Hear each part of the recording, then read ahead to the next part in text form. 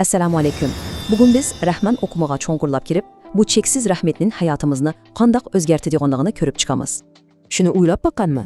Hayotingizdagi har bir daqiqa cheksiz bir ilohiy rahmat turi bilan urilib turadi. Bu yerdeki fark bek qiziqarlik. Rahman, onun cheksiz zat rahmeti, Rahim bo'lsa, shu rahmetin maqsadlik ifodalanışı. O'ylab boqing. Rahmon ismi Qur'onda dal 170 qatim kelgan.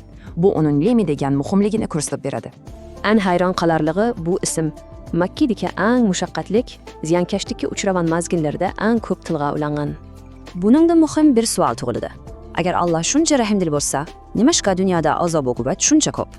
Tarixga qarang. Eng ulug' payg'ambarlarmi eng og'ir sinoqlarni boshdan kechirgan. Ammo ularmi cheksiz rahmat ichida edi. Demak, qiyinchilik Xudoning g'azabi emas, sal qaramang. O amaliyatda inson ruhini yuksaltiradigan intoyi cho'nqur ilohiy tarbiyadir. Tasavvur qiling, agar yog'ochning jini bo'lsa, u go'zal uy jahozisiga aylanish uchun o'yilganda ne qadar azoblangan bo'ladi. Mana shu jafoliq sinoqlar orqali ilohiy mehr bizning ojizliklarimizni yo'qotib, ma'naviy qaysarligimizni haqiqiy turda yuksaltiradi. Shunga dono kishilar sinoqsiz bir hayotni emas, balki shu og'ir yukini ko'taroladigan kuch-qudratni so'raydi. Hamda inson tabiatiga qarayli. Qalbingizdagi vijdon dal mushu g'oyat zo'r ilohiy rahmatning bevosita bir shoxchasidir. Bizning hisoblag'uvchi aqlimiz osonla aldinishi mumkin.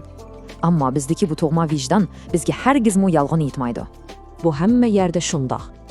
Rahmonning rahmati dal qalaymiqonchilikni tortib, mukammal bir nizomga soladigan olam yilimidir. O'zingizni mushundoq cheksiz mehrga cho'milganligini bilgandan keyin bugun bu rahmatni boshqalarga qanday yetkazasiz? Jazman o'ylab boqing. Bugun biz ilohiy rahmat bilan insonlar azobi o'rtasindagi bir qiziqarli sirni birlikda echib boqamiz. O'ylab boqing, dastlabki mu'minlar eng dahshatli azobga uchraganda Alloh nima uchun rahmatni ko'proq ta'kidladi? Qur'onda mehribon ma'nosidagi Rahmon ismi dal 170 qatim tilga olingan. Qiziq yeri, bu ism Makkadagi qiyin qisliqlar palliga yetgan vahiyning 6-yili eng ko'p kelgan. Buning sirini bilish uchun Allohning mohiyati bo'lgan Rahmon bilan harakati bo'lgan Rahimdan silishtirishimiz kerak. Eng muhimi, Rahmon ismi tarbiyalaguchi ma'nosidagi Robb bilan zich bog'lanadi. Haqiqiy tarbiya rahmatdan keladi. Usta bir yog'ochchini o'ylan, uning kesishlari qo'pol ko'ringani bilan go'zal bir asar yaratishning birdan bir yo'li shu. Shuning o'xshash, bu azoblar Allohning tark etishi emas, mu'minlarni ulug' palliga yetkazadigan qattiq bir tarbiyadir. Maryam suresidagi payg'ambarlarga qarang, onlar tasavvura sig'maydigan eng og'ir, eng dahshatli sinoqlarni boshdan kechirmish. Xo'sh, bu sinovlar jazomidi? Yo'q, bu dal ularning ruhiy darajasini o'stiradigan ilohiy rahmatning ifodasi edi. Hamda bu logikani eng oxirgi jazoga tatbiqlab ko'raylik. Jahannammi bir rahmat bo'lishi mumkinmi? Shunda, chunki u odalat o'rnatadi, ogohlantiradi, ruhni poklaydi va bizni yo'q bo'lib ketmasligimizga kafolatlik qiladi. Hatto eng oxirgi jazodami mavjud bo'lib turish mutlaq yo'qlikdan necha hassa ortiq ulug' rahmatdir. Undaqda bu ilohiy rahmat ichimizda qandoq namoyon bo'ldi? Albatta, qalbimizdagi Allohning uyi, vijdonimiz orqali. Aqlimiz faqat o'rgangan bilimlar bilan hisoblashsa, vijdonimiz shu tug'ma ilohiy rahmatga tayanib his qiladi. Bizim nishonimiz dal mushu.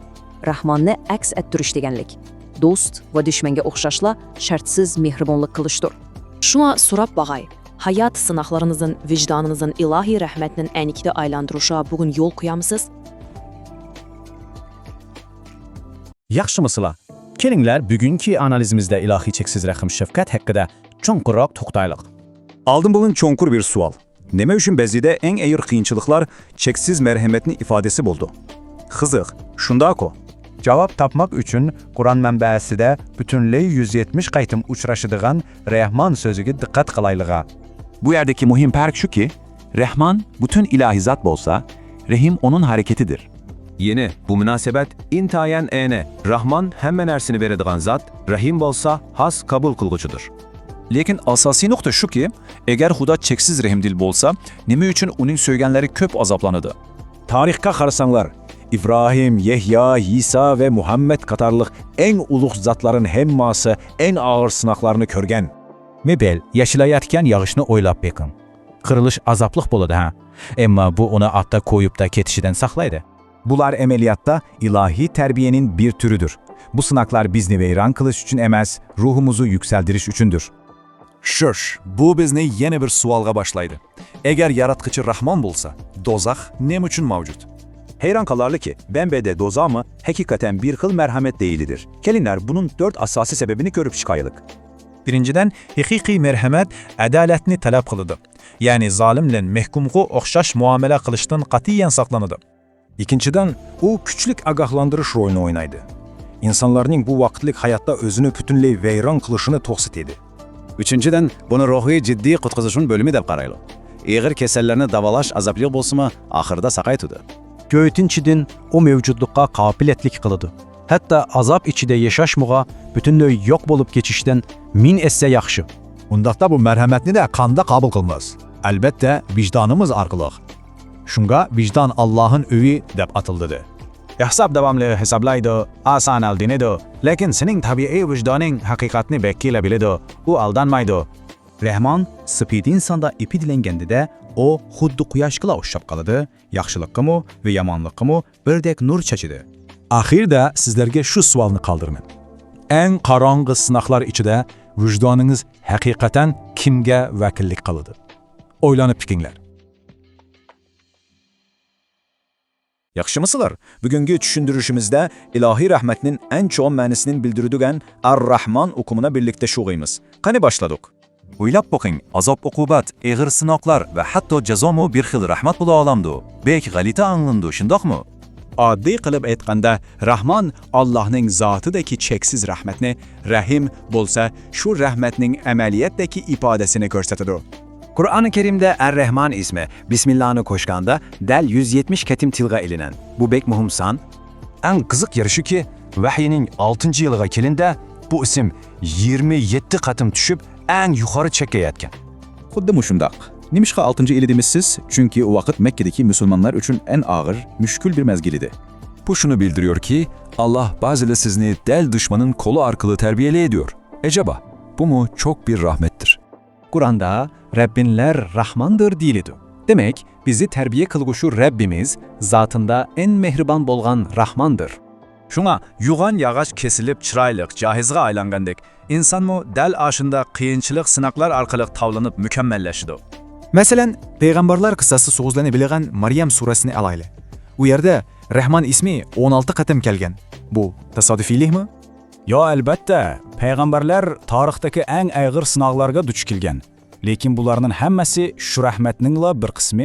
Yahya peygamberini oylap bakın. Onun ismi Yaşaydı deger manada. Ama Aran 31 yaşında şehit kılıngan. Lekin şehitler asla ölmeydi. Bayrakı hazır mı lepilde batıyor? 2000 yıldan keyin mi onu eslevatıyoruz gu? Bu del en çok rahmet. Musa peygamberinin deryaga taşlanıp del Pirion'un sarayında çoğun buluşuçu. Bu mu Rahman'ın onu alahide qoğdaş usulü, şundaq mı? Şuna şunu enik bilin ki Allah'ın mutlak hakimiyeti insanlarga zulüm kılış üçün emas, bütünley rahmet yetkiziş üçündür. Kızı yeri İbrahim peygamber neme üçün atasını del Rahman'dan keledigen azaptin agahlandırdı. Nimişka Rahman'ın azabı? Çünkü şundak bir çeksiz rahmetten yüz örüşünün özle insanga en çok en ağır ziyanlı elip geliyordu. Heyran kalmayın. Hatta cehennemini bozulmuş ruhlarının şifa tepişi için gerekli olan intihai azaplı bir ferveşane değişkimi buludur. Çünkü azap ilahi adaleti tikleydu.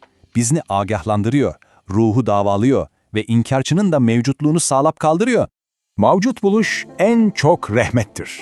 Şuna inkar kılguçunun da bütünley yok bulup gitmeyi devamlık yaşayışımız rahmet hesaplanıdır. Oylap baksak, içimizdeki bu vicdan ve çongur ahlak duygusu del Allah'ın Rahman suretinin bizdeki bir şekidir. Eğer bu rahmet sizge singse, siz xudu gülgemo, tikengemo oxşaşla nur çeçidigen parlak quyaştik bolasız. Şoňa ahirada suraydyganam. Siz bugün özüňiz duç kelgen kıyınçılıklar arkasındaki yoşurungan hakiki rahmetni körelidingizmi? Uylanyp bakyň. Köpçülük yaxşımsılar. Bugünkü izlenişimizge hoş kelipsiler. Bugün biz tarihteki en tiren, şundaqlı kişiler en kop münazara kılıdıkan bir temaga, Er-Rahman, yani mutlak merhamet okumunun arkasındaki sırlarga, menbedeki mavnatlarga asasan birlikte çüküp bağımız. Qanamisi başladık mı? En oldu bilen bizini oylandırdıvan bir çoğun diyet var. Qaranglar, tarixiy manbalarga asoslanganda dastlabki e'tiqodchilar eng dahshatli qiyin-qistoq va ziyonkashlikka uchragan dal shu minutlarda ilohiy marhamat haqidagi bayonlar eng ko'p nozil bo'lgan ekan. Nimishqa? Azob bilan marhamat qandiqsagara bir yerda keladi. Bu bek qiziq bir nuqta, shunda-ku. Mənbədə bunu düşündürədigən bəkəmi təsirli bir metafora, yəni oxşatış var. Eğer yağışın ceni bolğan bolsa, o öcü azası qılınıb atqanda ağrıtdan yığılan bolatdı. Amma bu azap bu olmasa, o pek ayla utun bolup qalatdı. Demek çimeyin ki, bu qaraşqa asaslanganda hayattaki kıyançılıklar bizi veyran kılmak için emas, belki bizi yukarı dereceye götürüdügen ilahi bir hünersenetin cereyanı iken. Bugünkü tahlilimizin kun tertibi mundak. 1. Merhametnin hakiki manisi. 2. Rahman isminin Kur'an'daki orne. 3. Terbiye, kıyıncılık ve rahmet. 4. Bismillah'ın 5 çoğ sirri. 5. Müşriklerinin Rahman'ını red kılışı. Ahırda 6. Kainattaki her taraflime rahmet. Birinci kısım, merhametinin hakiki manası. Arap tilide bu okumuğa ait intayen kaltıs bir incikilik var. Rahmet bilen merhamet ikisi tamamen okşaş emas. Rahmet bir vasıta yaratkucuga xas, mənbədən keledigen asli hususiyet. Ama merhamet şu, o biz insanlarga xas. Yani başkadan öğrenildigen ve kubul kılınadığan bir нәрсе. Yani biz insanlar merhametli özümüz yaratalmayız. Fakatla en ali mənbədən kubul kılıp andan başkalarga yetküzüleyimiz. Şoğa, Er-Rahman okumağı eniqlama bergende, o pakatla bir quruq isim emas. Balki u borliq mavjudotni yaxshi yomon demay shartsiz holda o'z ichiga oladigan mutlaq ilohiy marhamat javharidir. Mana bu nuqtani tushunish bak muhim, chunki bu bizning qoinatga va boshimizga kelgan sinoqlarga bo'lgan putul qarashimizni o'zgartirmaydi. İkinci kısım, Rahman isminin Kur'an'daki orni. Tahmin qilib baxinglarcha, bu ism Qur'onda necha qitim tilga aylangan bo'lishi mumkin. Dal 170 qatim. Tarixiy va obyektiv ma'lumotlar shuni ko'rsatadi-ku, bu son faqatla bir tasodiflik emas. Sanliq ma'lumotlarga qaraydigan bo'lsak, natija kishini hayron qoldirdi.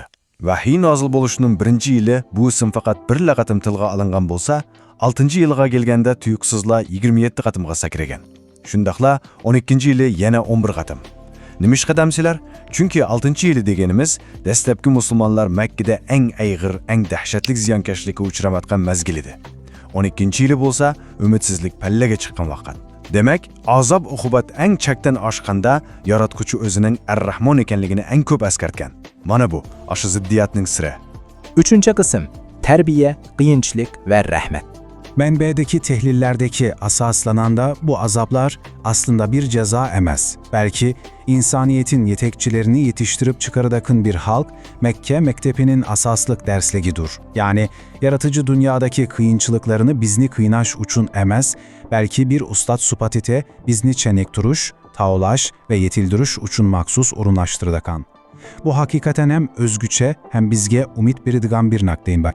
4. kısım, Bismillah'ın 5 çoğ sirri. İslam dünyasında günde netçe 10 kez tekrarlanılan bir söz var. Bismillah. Ama onun içine yoşurulmuş psikolojik örük sırlarına bile misinler? Bu sözün kadem baskıçlarını tehlil ede baksak, mundak 5 nokta çıkıyor. Herketin bu sözü eğitkanda, birinciden Allah'ın hayatımıza aktif aralış otkanlığını itiraf kılıyoruz. İkinciden özümüzdeki akıl iktidarının membesini tanıyoruz. Üçüncüden mutlak tayinişine ikrar kılıyoruz. Dördüncüden dünyada Huda'dan ayrı edilgen hiç kandak seküler boşluk yokluğunu cakarlıyoruz. Ve beşinciden bu ameliyette meni yardımından mahrum kılmagın degen bir duadır. Bu pakap bir cümle söz emes, bir bütün hayat felsefesi. 5. kısım, müşriklerinin Rahman'ını rad kılışı. Tarixdan intayin qiziqarliq bir voqeani so'zlab beray. Mashhur Hudaybiya kelishimi tuzilayotganda mushriklarning vakili Suhayl bin Amr kelishim qog'oziga Bismillahirrohmanirrohim deb yozilishiga qattiq qarshi turgan. U "Ey Allah, senin ismin bilan deb yoz. Men bu Ar-Rahmanın nima ekanligini bilmayman" degan. Qaranglar, ular Allohning ismiga qarshi chiqmagan, biroq dal mushu Ar-Rahman o'qimini keskin rad qilgan. Acaba sababi ne bo'lgoydi? Bu yerdeki psixiklik analiz bek çonkur. Uların Er-Rahman'ı red kılışındaki tüp sebep, ular Hudanı kündülük turmuştan, iktizattan, siyasetten sıkıp çıkarıp, ilahi aralaşıştan hali bulan, sekular bir boşluk yaratışka urungan. Çünkü Rahman degen isim, hemme işkeklüğünü degen, her bir kademli nazaret kılıdıgan aktif bir yaratkuşka vekillik kılar de. Ular dal mushu xil aralashishdan qochgan. 6 qism. Kainotdagi har taraflama rahmet. Bu qarash sizlarni biraz hayran kaldırışı mümkün. Ama mənbədə gösterilişice ilahiyette hatta cehennemin özü de merhametin bir türü hesaplanırken. Kanda kesilenmişler. 4 noktadan eli baydanız alda birincisi o adalet. Zalimleri verilen ceza mezlumlar için tenkpunluk ve merhamettir. İkincisi o bir agahlandırış olup insanlarını özüne ziyan seriştiren aldın tusup kaldırır. Üçüncüsü o göya bir ciddi kutkuzuş oyuya okşar bu dünyada sakaymayan menevi keserlikleri davalıyor. Ve dördüncüsü mevcut buluş garantisi. Yani kandak şekilde buluşudun kat'i nezer mevcut bulup duruş bütünlüğü yokluktan yakşıdır. Bunda qaraganda bu cheksiz merhamet bütün kainatның her bir tomurğa singib ketgan. Şunumu tarixdagi payg'ambarlar doim cemniyet en çoğun kriziska patqanda andan evetilgan. İçimizdeki ucdan bolsa, goya Allah'ın öyü süpetide bizge her vaqtda toğru yolunu körsetip durudu. Hatta alemdeki şuncha zor qalaymıgançılıklarını bir mükemmel tertipke seyilip duruvatkan küçmü yenila şu barlıqqa singen merhamettir. Mənbədəki alim bu yerde kişini heyran kaldıracak bir zamanevi metafora işletip dur. Karanlar, Allah'ın 3000 ölçemlik kamerası var diyor. Bu kamera bizim sırttaki hareketlerimizle emez, belki onun arkasındaki niyetlerimizi, hatta angastımızdaki özümüzle duymadığımız oylarımızı mı surete tartıp duruyor. Şununa o bizi tamamen düşünüyor hem de en mükemmel halda merhamet kılıyor. Bu ne degen katta okum ha? Xulasalab aytganda, bugünkü bu bilimlerini ko'rib chiqqandan keyin sizdan shuni so'rag'im kelyapti. Agar siz hayotingizda boshdan kechirayotgan to'salg'u va azoblarni bir jazo emas, balki sizni pishib yetildiradigan bir ilohiy tarbiya nazarda ko'rsangiz, bugünkü yashash usulingiz qanday o'zgargan bo'ladi? Marhamatning o'sha ziddiyati balkim sizning hayotingizdagi eng cho'ng ilhom bulug'iga aylanishi mumkin. Keyingi qaytimlik izlanishimizgacha omon bo'linglar. Yaxshimisilar? Bu qaytimliq manba tahlilimizga xush kelibsizlar. Bugun biz Mustafa Islamoğlu'nun ilohiy rahimdillik o'qimi haqidagi nihoyat qiziqarli, shundaqla bizni cho'nqur o'yga soladigan bir ilohiyat darsini yechib chiqamiz. Biz ko'pincha hollarda rahmat yoki rahimdillik degan so'zni anglag'animizda darhallassilik, sipoyilik, kechirimchanlik yoki bir xil yumshoqlikni ko'z oldimizga keltiramiz, shundaqmi? Ammo bu dars bizga shuni ko'rsatib beradi-ku, Ar-Rahman suhbatining orqasida biz o'ylagandan ko'p murakkab va qalarlıq ziddiyetler yuşurungan. Kelinglar bu okumga qaytadan bir nazar selib, onundaki sırlarını birlikte bayqaylı. Qaranglar, 3000 degan bu sani bir tasavvur qilib bag'anlar. Manbadagi darsda ilahi hatırlash sistemisini tushundirish uchun intihoyan o'zgucha bir o'xshatish kullanılgan. Yani u dal 3000 ölçümlük kamera. Bizning hazırki eng ilg'or texnologiyamizdagi kameralar fakat 3 ölçümlük dünyani hatırlayalaydı. Halas. Ama 3000 ölçümlük bir kameranın qanda boluduğanlığını oylab bağanlarca. U biz tasavvur qılğusuz derecede mürekkep ve hemmeni qaplagan dereceden taşqarı bir gözetiş sistemidir. Mana bu o'xshatış arqalıq lektör bezne rahimdillik uqumuğa bütünleye yengice bir noktadan yakınlaşışqa yetekleydi. Xoş, bundaq sihirlilik kamera zadi nemini hatırlaydı. Qiziq yeri shuki, bu sistema faqatla bizning qilgan sirtqi hareketlerimizni, yani başqalarga ko'rinadigan ish izlarimizni la suratga olib qolmaydi. Balki bizning o'y xayollarimizni, qalbimizning cho'nqur xatiga yoshurungan niyetlerimizni, hatto o'zimizmi to'liq sezmaydigan ang astimizni indik hatırlaydı. Teg'imi muhimi, o'sha o'y xayollarning dal qayerdan, qandaq yıldızdan o'sib chiqqanligini bir-birlab ko'rsatib berdi. Mushu darajadagi injike va mukammal bilish quvvati bizga ilohiy rahimdilikning ne kadar adaletlik va cho'nqur ekanligini his qilishimiz uchun intayin muhim bir asos salib berdi. Birinci bölüm, rahimdillikning ma'nosi. Bu murakkab o'qimni to'liq hazm qilish uchun oldi bilan onun tilshunoslik yildiziga qaraydigan bo'lsak, Rahmon bilan Rahim so'zlarining o'ttirisidagi inchike farqni bayqaymiz. Manbadagi tahlilga asoslanganda Rahmon deganimiz zatqa, ya'ni ilohiy mohiyatga tutashgan ichki va tug'ma bir rahimdillikni ko'rsatadi. U go'yo suv etilib chiqayotgan bir buloqning asli manbasini o'xshaydi. Uningga serishtirganda rahim bo'lsa, shu rahimdillikning qubul qilg'uchiga qaratilgan aktiv harakatidir. Ya'ni haliqi buloq suyining o'smiliklarini sug'urib, ularga hayotlik berishi rahimning dal o'zidir. Demak, biri asli manba bo'lsa, yana biri shu mehr shafqatning amaliyotda ijro qilinishini ko'rsatadi. İkinci bölüm, kıyınçılık içindeki rahimdillik. Kur'an vahiylerine tepsili nezere salgınımızda rasta kişini heyran kaldırdıran bir sandık melumat ortaya çıkıyor. Menbede gösterilisice Rahman isminin vahide tılga alınış katim sayısında nahayeti galite bir sıkreş var. Karanglar, peygamberliklerinin en desalikli yılında bu isim fakat bir lakatim nazil olgan. Ama 6. yılla kelgence bolsa tuyuksızla zor derecede köpeyip tüptüz 27 katim tılga alıngan. Buncalık zor bir özgürlük addi bir tasadüfilik mu? Yak elbette yok. Bunun arkasında çoğkun bir sıkırıp var. Bu tuyuqsiz ko'payishinin sababini bilish uchun biz shu mazgildagi tarixga qaytishimiz kerak. 6 yil degan zoda qandoq bir yil? Bu yil Makkadagi dastlabki musulmonlar uchun tarixdagi eng qorong'u, eng jafoliq mazgil edi. Qiyin qistoq, iqtisodiy qo'rshov, ochliq va ziyonkashlik o'zining mutlaq yuqori pallasiga chiqqan bir vaqt edi. Odamlar e'tiqodi sababli qiziq qumlarda azoblanayotgan, oilalar vayron bo'layotgan mushundoq bir fojialik minutlarda nima uchun cheksiz mehr shafqatni bildiradigan Rahmon ismi shuncha ko'p takrorlandi? Bir o'ylab baqinglarchi, bu odamni o'ylantiradigan bir ziddiyatmi yoki bizga berilgan bir signalmi? Dilim şu yerde Mustafa İslamoğlu kişinin yüreğini lerzege saladigan bir misalını keldiriyordu. O şunda soruydu. Eğer yağışının ceyni bolgan bolsa, onundan bir öy cihazısı yasılıvatkanda kançalık yığlagan ve azaplangan bolatdı. Oylap bakınlar, yağışını ormandan keseydu, rendeleydu, parçalıydı ve mıklıydı.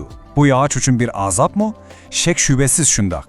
Lekin yağış ustasının bundak kılışıdaki maksat, yağışını viran kılış, yaki onunla düşmanlık kılışı emas, belki uşalgut yağıştan güzel bir sennet buyumu, yaki paydalık bir cihaza yaratır. Muşu okşatış arkalık, menbe bizge şunu ukturuydu ki, biz azap dep biledigan ilahi sınaklar, bu kayınçılıklar eslide, bizni yoqatış üçün emas, belki pişip yetildiriş ve teximi yukarı mertebege kötürüş üçün orunlaştırılgan yuşurun bir hala mehir şevkettir. 3. bölüm Rahman ve Rab ukumu. Sınak ve terbiyeleş doğrusu da gep açkanda, Arap dilindeki Rab hukumunu chetde kaldırışka bolmavadı. Biz adette Rab sözünü perverdigar dep tercüme kılıyoruz. Ama onun tisunaslık cihetteki esli manası terbiyeleyici ve yetildirgüçü digenli bildiriyor. Lektör buraya da şunu alahadı da tekidliyor ki, hakiki bir terbiyeleyici mehir şapkatsız olamaydı. Yani Rab hukumu mahiyette Rahman hukumuna ayrılmaz kılıp bağlanmanmış. Mehir şapkat yok yerde ceza olur, lekin terbiye olmaydı. İlahi terbiyeleyici mu, bizge kıyılcılık ve sınaklarda vergende del aşı çonkur rahimdilikle bilen muamele kılıdı. 4. bölüm Müşriklerinin karşılığı. Gerçi bu rahimdillik okumu moşunda güzel bolsu mu, tarihte bu ismin ketiği kabul kılalmayanlar mı bolgan? Hudeybiye sülesi mezgilideki intayan ciddi bir minutun eslep bakaylıca, Musulmanlar bulan Mekke müşrikleri kelişmen tüzüvatkanda Musulmanlar kelişmenin beşine Er-Rahman'ın ismi bilen dep yazmakçı olurdu. Şu vakitte karşı tarafın vekili Suheyl ben Emer şiddet bilen karşı çıkıp biz Rahman'ı tanımıyoruz. Fakat konu adetimiz boyunca senin ismin bilen perverdigarın deple yazgın dep etiraz bildirirdi. Onlar neyi üçün attiye bir sıfat bolgan bu isimge oruç çıkarış hevvegü tevekkül kolup şunçe tarşı turuyordu. Mana bu yerde derslik onların karşılıklarının arkasındaki psikolojik tügünlüğü yeşip veriyor. Onların bu ismi red kılışı adli bir til meselesi emes idi. Onlar dünyanı yaratıp koyup, andan insanların işine katli aralaşmayadan, yani huddi bir saati yasap bulup taşlap koygan saat ustasıdaki bir hudani halaydı. Ama Er-Rahman olsa her vakit yaratılgıçlarını gemhurluk aladan ve şu arkayla onların gündelik hayatlarına, ehvallarına, ticaretine arlaşıdığan bir ilah idi. Müşrikler del muşu arlaşıştan korkandı. Onlara rahimlil huda emez, belki gündelik işlerine baş katurmadığan, özlerinin hakimiyetine tehdit sedilmediğen bir huda gerek idi. 5. bölüm Sınaklar ve Rahimdillik. Bu bizmi leksiyadaki çüşünüş en tez, şundan da en mürekkep mülahazeye başlatıp geliyor. Dozak mı bir rahimdillik mi? Menbe bunu 4 taraftan yorutup veriyor. Birincisinden adalet. Nahakçılık kılan cinayetçi ile zenyankeşlikke uçrayan kişiye okşaş muamele kılış en çok rehimsizlik. Şuna bularına ayrış, öz aldığında bir rehimdillik. İkincisinden ağalandırılış. Otnun köydür digedenliğinin aldığın yetip ağalandırılış, insanları koğdaş hareketidir. Üçüncüsü, bek kızıkarlık. Lektör onu ciddi kurtuluş bölümü okşatıyor. Dünyada manevi keserlikten kurtulamayanlar için bu bir halk kattığı ama zorun manevi davalaş baskıcı. Maksat yok atış amaz, belki tazılaş. Dördüncüsü bolsa teki muçuğu, mevcutluk gabaletidir. Bu 4. noktanı azrak felsefevi noktadan oylap öküşümüz gerek. Lektör şunda der, mevcut oluşunun özü bir rahmedilliktir. Ceza tartiş eki azaplanışı için bolsunmu, hiç bolmaganda şu cezanı his kılaydıgan bir vücut süpetiliği mevcut olup duruş, pütenle yokluktan köp yakşı. Şunda mı? Yoklukta hiç kandak meyna, hiç kandak mümkünçülük yok. Şunda aşkına bir mehluku yaratıp, onu tamamen yok kılıvermeyi saklap kalışının özü, hatta ahiretteki ceza mekanında bolsunmu, mahiyette yeniler rahmetilliliğin en asasi çekini ifadeleydi. Bu hakikaten mi bizim kardeşimizi pütenle özgerti ve ite şunda mı? 6. bölüm Quyosh gibi mümin. İlahi rahimdirlikning moshunchalik keng ekanligini tushungandan keyin manba yana bir qadam ilgarilab bizdan shuni so'raydi. İnsanlar buni o'zida qanday gavdalantirish kerak? Quyoshni o'ylab baqinglarchi. Quyosh osmondan chaqnaganda yerdagi narsalarni tanlab o'ltiramdi. Albatta yo'q. U ojiz qo'yinni vahshiy bo'rini o'xshashla yo'rtaydi. Echirib turgan gullarga zaharlik tikanlarga o'xshashla issiqlik beraydi.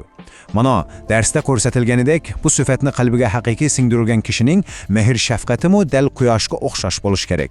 U kishilarning kimligidan qat'iy nazar, shartsiz, sexiylik bilan hammaga o'xshash mehr beraydi. Xo'sh, hamda o'zimizdan shuni so'rab bag'ayli. Bizning boshqalarga ko'rsatayotgan shafqatimiz haqiqiy rahmdillikmi yoki faqatlar o'zaro biz savdolashishmi? Sizning qalbingizdagi rahmdillik xuddi quyoshga o'xshashmi? Hayotda qiyinchiliklarga duch kelganda yoki boshqalar sizni ranjitgandami, gullarga nur chachqandak tikanlarga o'xshashla nur chechalamiz. Mana bu yangi ham cho'nqur nuqtai nazar bilan o'z hayotingizdagi mehr shafqat o'qimini qayta bir o'ylab boqishingizni umid qilaman. Bizning bu qaytimlik manba tahlilimizga hamroh bo'lganlarga ko'pdan ko'p rahmat. Keyingi qaytim ko'rishguncha omon bo'linglar. Ko'pchilik, yaxshimisizlar? Bugungi bu alohida tahlilimizga, ya'ni tushuntirishimizga xush kelibsizlar. Bugun biz hammamiz bilimiz deb o'ylaydigan, ammo orqasida biz teqi farq etmagan g'oyat zo'r bir sur yoshiringan o'qimni, ya'ni marhamatining sirrini qaytadan bir ko'zdan kechiramiz. Rahmon ismini qaytadan tushunaymiz. Bu biz biladigan aşı tunus so'zining orqasindagi haqiqiy manzarani ashib biladigan intahoyan qiziqarli bir safar bo'ladi. Tayyormisizlar? Undaqda boshladik.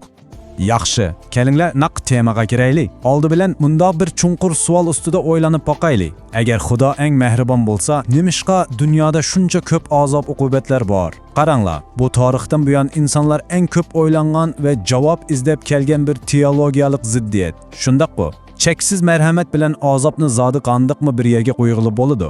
Manbalardan ayon bo'lishicha, bu yerda biz o'ylab boqmagan intihoyan yangicha bir tushuncha bor. Bugun biz dal mushu tugunni yeshimiz.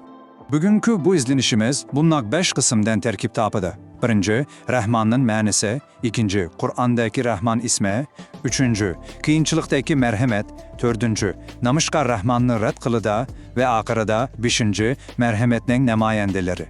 Birinchi qism Rahmonning ma'nosi, ya'ni uning til yiltizi.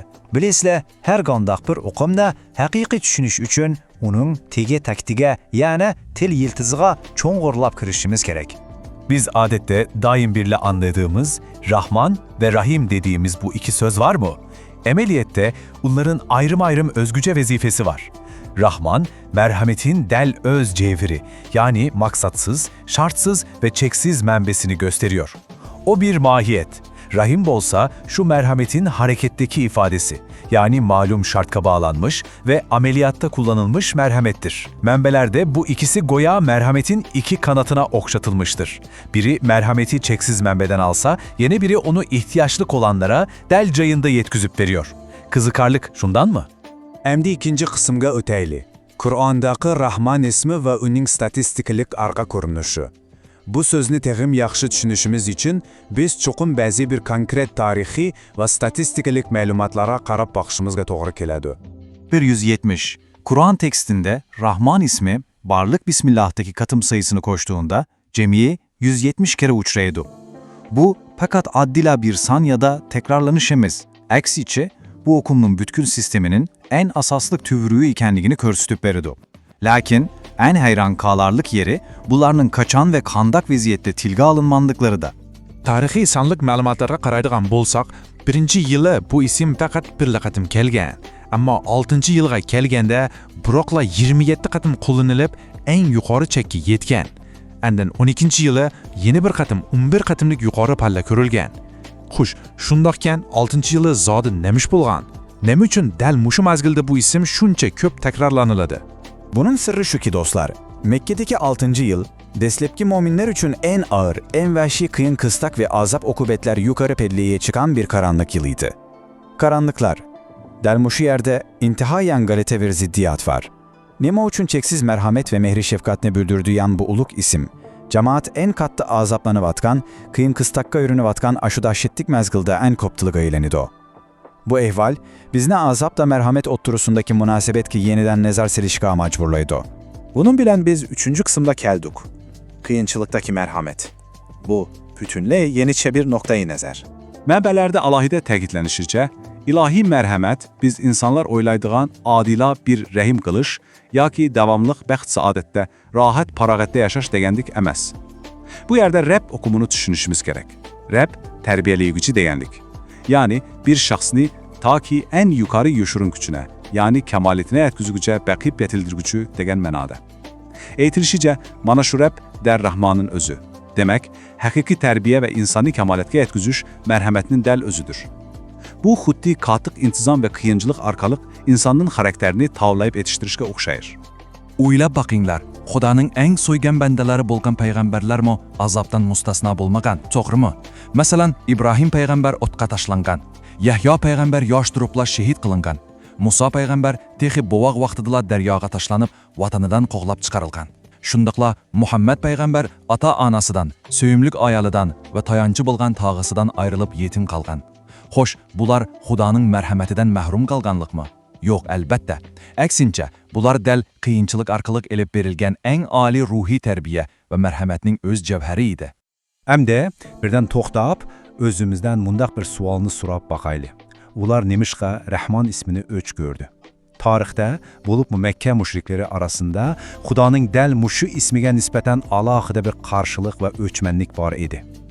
Nim üçün ular Xudanı əməz, bəlkə fəqətlə Rahman degen muşu sözünü qəti rədd qıldı?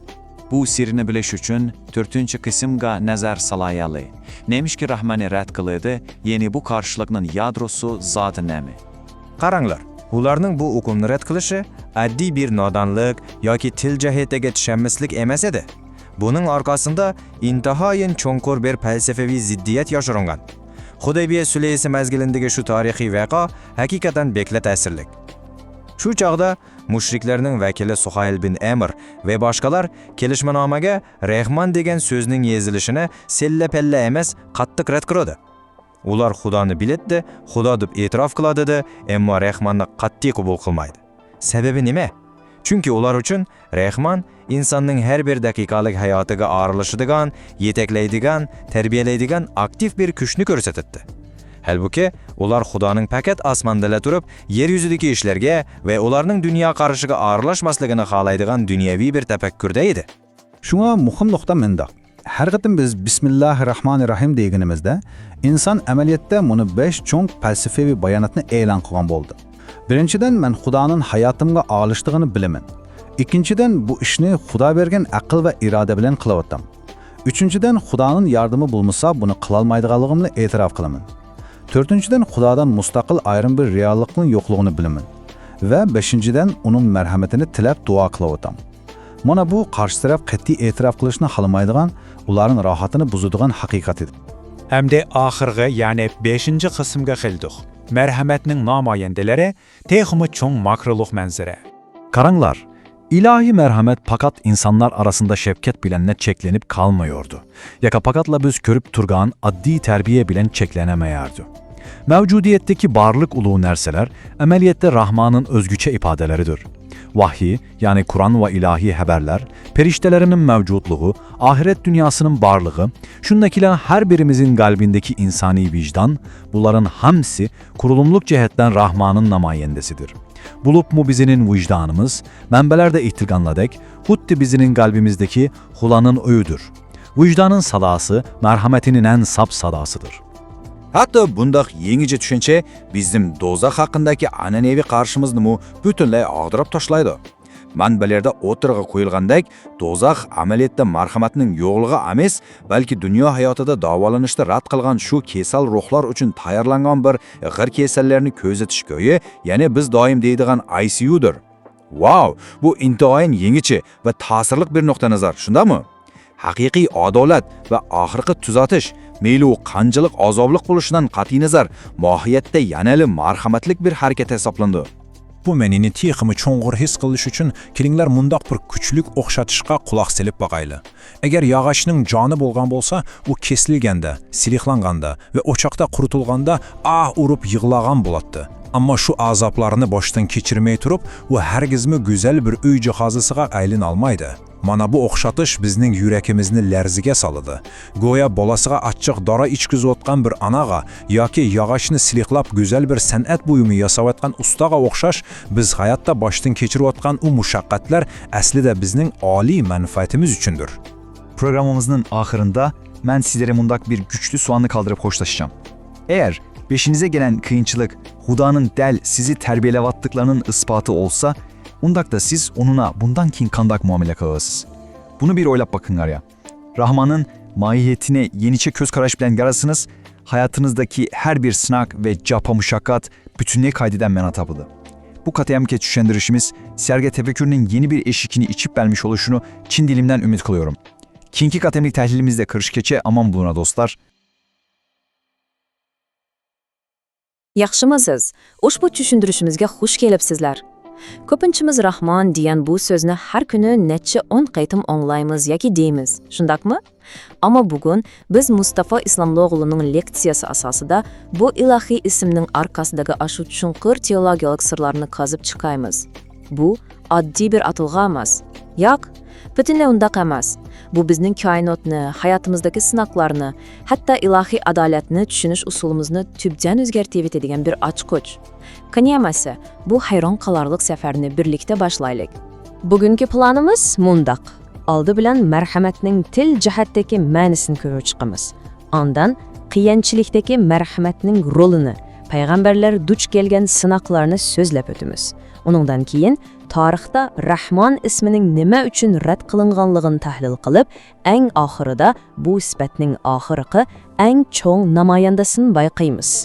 Birinchi bo'limga kelsak, marhamatning ma'nosi, ya'ni bu so'zning tilshunoslik asosidan boshlaylik.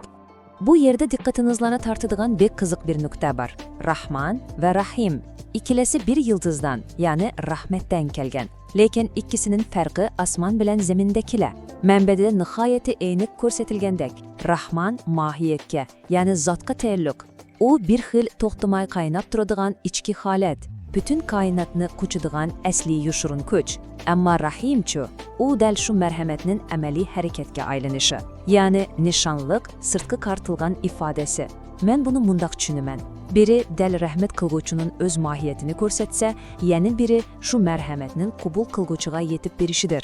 Xuddi quyoshning o'zidagi o'tliq yo'riqlik manbasi bilan yer yuziga tushgan illiq nurga o'xshaydi. Ajoyib, shundaqmi? Ikkinchi bo'lim. Qiyinchilikdagi marhamat, statistikalik vahiy.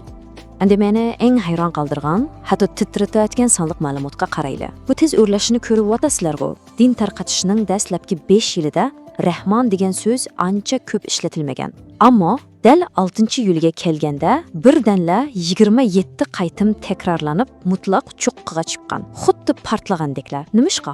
Shu 6-yili zodi nima ish bo'lgan? Manbadagi reallik shuki, bu dal Makkadagi dastlabki musulmonlarga qilingan zulm va qiyin qistoqning eng chekkaga yetgan eng dahshatli vaqti edi. Keyin 12-yili yana bir qatim, yana 11 qaytim takrorlanib, ikkinchi cho'qqini yo'qotgan. Bu bo'lsa dal Toif safaridan qaytgandagi umidsizlik hamma yerni qoplagan krizislik paytga to'g'ri keladi. Yana xulosalaysak, azob qachon chekdan oshsa, Rahmonning marhamati shuncha ko'p ta'kidlangan. Bu hargizmi tasodifiylik emas. Dal mushu nuqta yadroliq bir ziddiyatni nihoyat yaxshi yo'ritib beradi. Leksiyadagi mana bu o'xshatishga diqqat qilinglar. Meningcha bu tasvir intayi kuchli. Onunda agar yog'ochning jini bo'lgan bo'lsa, siliqlanganda yig'ilgan bo'ladi. Lekin mushu azob bo'lmasa, u qiymatli qo'y jihozisiga emas, balki o'choqda kuyib ketadigan utunga aylanadi deydi. Ya'ni biz beshimizdan kechirib o'tgan u dahshatli sinoq va qiyinchiliklar aslida bizni vayron qiladigan zulm emas. O'ylab boqinglar, u balki inson ruhini yuksaltiradigan ilohiy bir hunarvanchilik safari. Azob uqubatlar, qiyinchilik niqobiga kirib olgan Rahmonning bizni tavlaydigan alohida marhamatidir. 3-bo'lim payg'ambarlar va sinoq, Maryam surasidagi hikoyalar orqali tahlil qilish. Bu tarixiy vaqit o'qini bo'ylab mangsak, odamni cho'chitadigan bir qonuniyatni bayqaymiz. Xudoga eng yaqin bo'lgan, tanlangan ulug' zotlar dal eng cho'ng sinoqlarga duch kelgan. Masalan, Ibrohim payg'ambar o'z davrida tirik holda o'tqa tashlanish bilan sinaldi. Musa payg'ambarchi tug'ilishidanla surmin bo'lib, Pirevning qo'lg'ishida cho'ng bo'ldi. Milodidan burunqi 1-asrga kelsak, Zakariya va Yahyo payg'ambarlar vahshiylarcha qatl qilinib, o'z jinini qurbon qildi. Keyin Maryam va Aysa payg'ambarlar tarixdagi eng ig'ir tuhmat va tark etilishga duch keldi. Bularning hammasi bizga nimani deb beradi? Rahmat ko'pincha hollarda qiyinchilik degan qog'ozga urilib keladi. Ilohiy marhamat hargizmi faqat rohat-farog'atda emas, balki eng ig'ir jon oldigan krizislarda o'z kuchini, o'z sirini namoyon qiladi. Men bu yerda Yahya payg'ambarning misolini alohida tilga ilishni to'g'ri topdim. Manbalarga asoslanganda, bilasizlar, Yahya degan bu ism Qur'onda Xudo o'zi bevosita qo'ygan birdan-bir ism. Ma'nosi nima deysiz? Ma'nosi dal u yashaydi deganlik. Lekin reallikqa qaraydigan bo'lsak, uning fiziki hayoti texi 30 yoshlar atrofida vahshiylarcha oyoqlashgan. Bu favqulodda ziddiyatlik bir nuqta, shundaqmi? Mana bu haqiqiy ilohiy marhamatning jismoniy hayotni uzartish emas, balki cheksiz, uzilmas ruhiy mavjudlikqa kapolatlik qilish ekanligini ko'rsatib beradi. Bugungi kunda biz shahidlar o'lmaydi deymiz-ku, ular avlodlarning qalbida mangu yashaydi. Mana bu Rahmonning marhamatining haqiqiy qudrati. 4-bo'lim Rahmon nimishqa rad qilindi. Bu yerdagi tematik to'qinishni ko'rib baqaylik. Hamda tarixga, xususan Hudaybiya sulhisidek intayin sezgir voqealarga qaraydigan bo'lsak, Makka mushriklari Rahmon degan bu ismni qabul qilishni qattiq, hatto tubdan rad qilgan. Nimishqa shuncha qarshi turdi? Buni tushunish uchun biz manbada bayon qilingan Bismillahirrahmanirrahim jumlasiga yoshiringan 5 cho'ng teologiyalik xitobni bilishimiz kerak. Qaranglar. Birinchidan biz bu jumla orqali Xudoning hayotimizga aktiv aralashadiganligini e'tirof qilamiz. Ikkinchidan har bir ishni Xudo bergan iroda bilan qilayotganligimizni bilamiz. Uchinchi, uning yordamisiz hech ish qila olmaydiganligimizni jazmlashtiramiz. To'rtinchidan, Xudo aralashmaydigan sekulyar, ya'ni mustaqil bir sohaning yo'qligini jakorlaymiz. Beshinchidan, biz har vaqt ilohiy yordamga muhtoj deb duo qilamiz. Qisqasi, bu ism Xudo biz bilan har daqiqada birga, bizning har bir ishimizga ko'ngil bo'ladi deganlikdir. Shunga tahlil nimani ko'rsatdi? Mushriklarning Rahmon so'zini rad qilishi ularning nodonligidan yoki bu so'zni tushunmaganligidan qat'iy emas edi. Ular bu atalg'ining salmog'ini bek yaxshi biladi. Agar ular Rahmonni qabul qilsa, undaqda har vaqt marhamat va adolat bilan kundalik hayotga, savdo-setiqqa, jamiyatdagi tuzumga aralashadigan bir Xudoni qabul qilishga majbur bo'ladi. Lekin ularchi, ular faqat o'zlarining huquqini kafolatlantiradigan, dunyoviy boshqarishni saqlab qolish uchun Xudoni faqat osmonda turadigan, yer yuziga, ya'ni kundalik ishlarga aralashmaydigan bir kuch qilib qo'yishni holatda. Dal shu sababdan ular Rahmonni inkor qildi. 5-bo'lim oxirgi namoyanda. Buni falsafiy jihatdan qayta xiliplashtiramiz. Hamda manbada o'ttirg'a qo'yilgan shundaqla an'anaviy tushunchalarimizni butunlay ag'dirib tashlaydigan bir hayajonli savolni so'raylik. Dozoq amaliyotda ilohiy marhamatning bir namoyandasi bo'lalarmidi? Yo'q, xato anglab qolmadinglar. Qarmoqqa bakla ziddiyatliq shundami? Qandaqmi dozoqdek azob va jazo makoni Rahmonning marhamati bo'lsin deysizlar, to'g'rimi? Ammo oldiramayli. Manba buni shundoq qoltis bir logika bilan yashab beradi-ki, anglab hayron qolasizlar. Meni hammadan bek qoyil qilgan yeri dozoqning mana shundoq qayta sharhlanishi. Yaxshira o'ylab bag'inglarchi. Birinchidan, adolatsizlik va zulmga uchraganlar uchun dozoqning bo'lishi koinotdagi adolatni amalga oshirdi. Agar adolat bo'lmasa, bu eng cho'ng zulm bo'lmadimi? Ikkinchidan, uning mavjudligi insonlarni bu dunyodalar yomonlikdan to'sadigan ogohlantirish rolini o'ynaydi. Uchinchidan, bilimsizlar bu men ilg'ari hech o'ylab boqmagan nuqta. Dozoq bir qiynash lageri emas, balki bu dunyoda shifo topmagan, kasallangan ruhlar uchun echirgan oxiratdagi alohida jiddiy qutqizish bo'limi, ya'ni oddiy qilib aytganda ICU'dur. Operatsiya, davolash albatta azobli bo'ladi, ammo u vayron qilish emas, aksicha ruhni qutqizishdir. To'rtinchidan va eng muhimi, u inkor qilguvchilarni butunlay yo'q qilib etmaydi, balki ularning mavjud bo'lib turishiga kapolatlik qiladi. Chunki mavjud bo'lishning o'zi Allohga bir marhamatdir. Bu haqiqatan muadamli cho'nqur o'ylantiradigan, titirtadigan bir boyqash. leksiyaning oxiriga kelganda biz mana bu go'zal va cho'nqur o'xshatishga yuzlanamiz. İnsan vicdanı Xudoning o'yidir. U Rahmanning bevosita bir shoxidir. O'ylab boqinglar, bizning ichimizdagi his qiladigan, to'g'ri xatoni quruq mantiqa bilan emas, ichki sezim orqali farqlantiradigan shu vijdonimiz bor-ku. Dal shu narsa ilohiy marhamatning ichimizdagi bevosita eyniki ekan. Aql oldinadi, hisoblashidi, foyda ziyonni o'lchidi. Ammo vijdon-chu, vijdon hargiz aldanmaydi. U savdolashmaydi. Nemishga? Chunki u bevosita Rahmanning marhamatining sap manbasidan kelgan.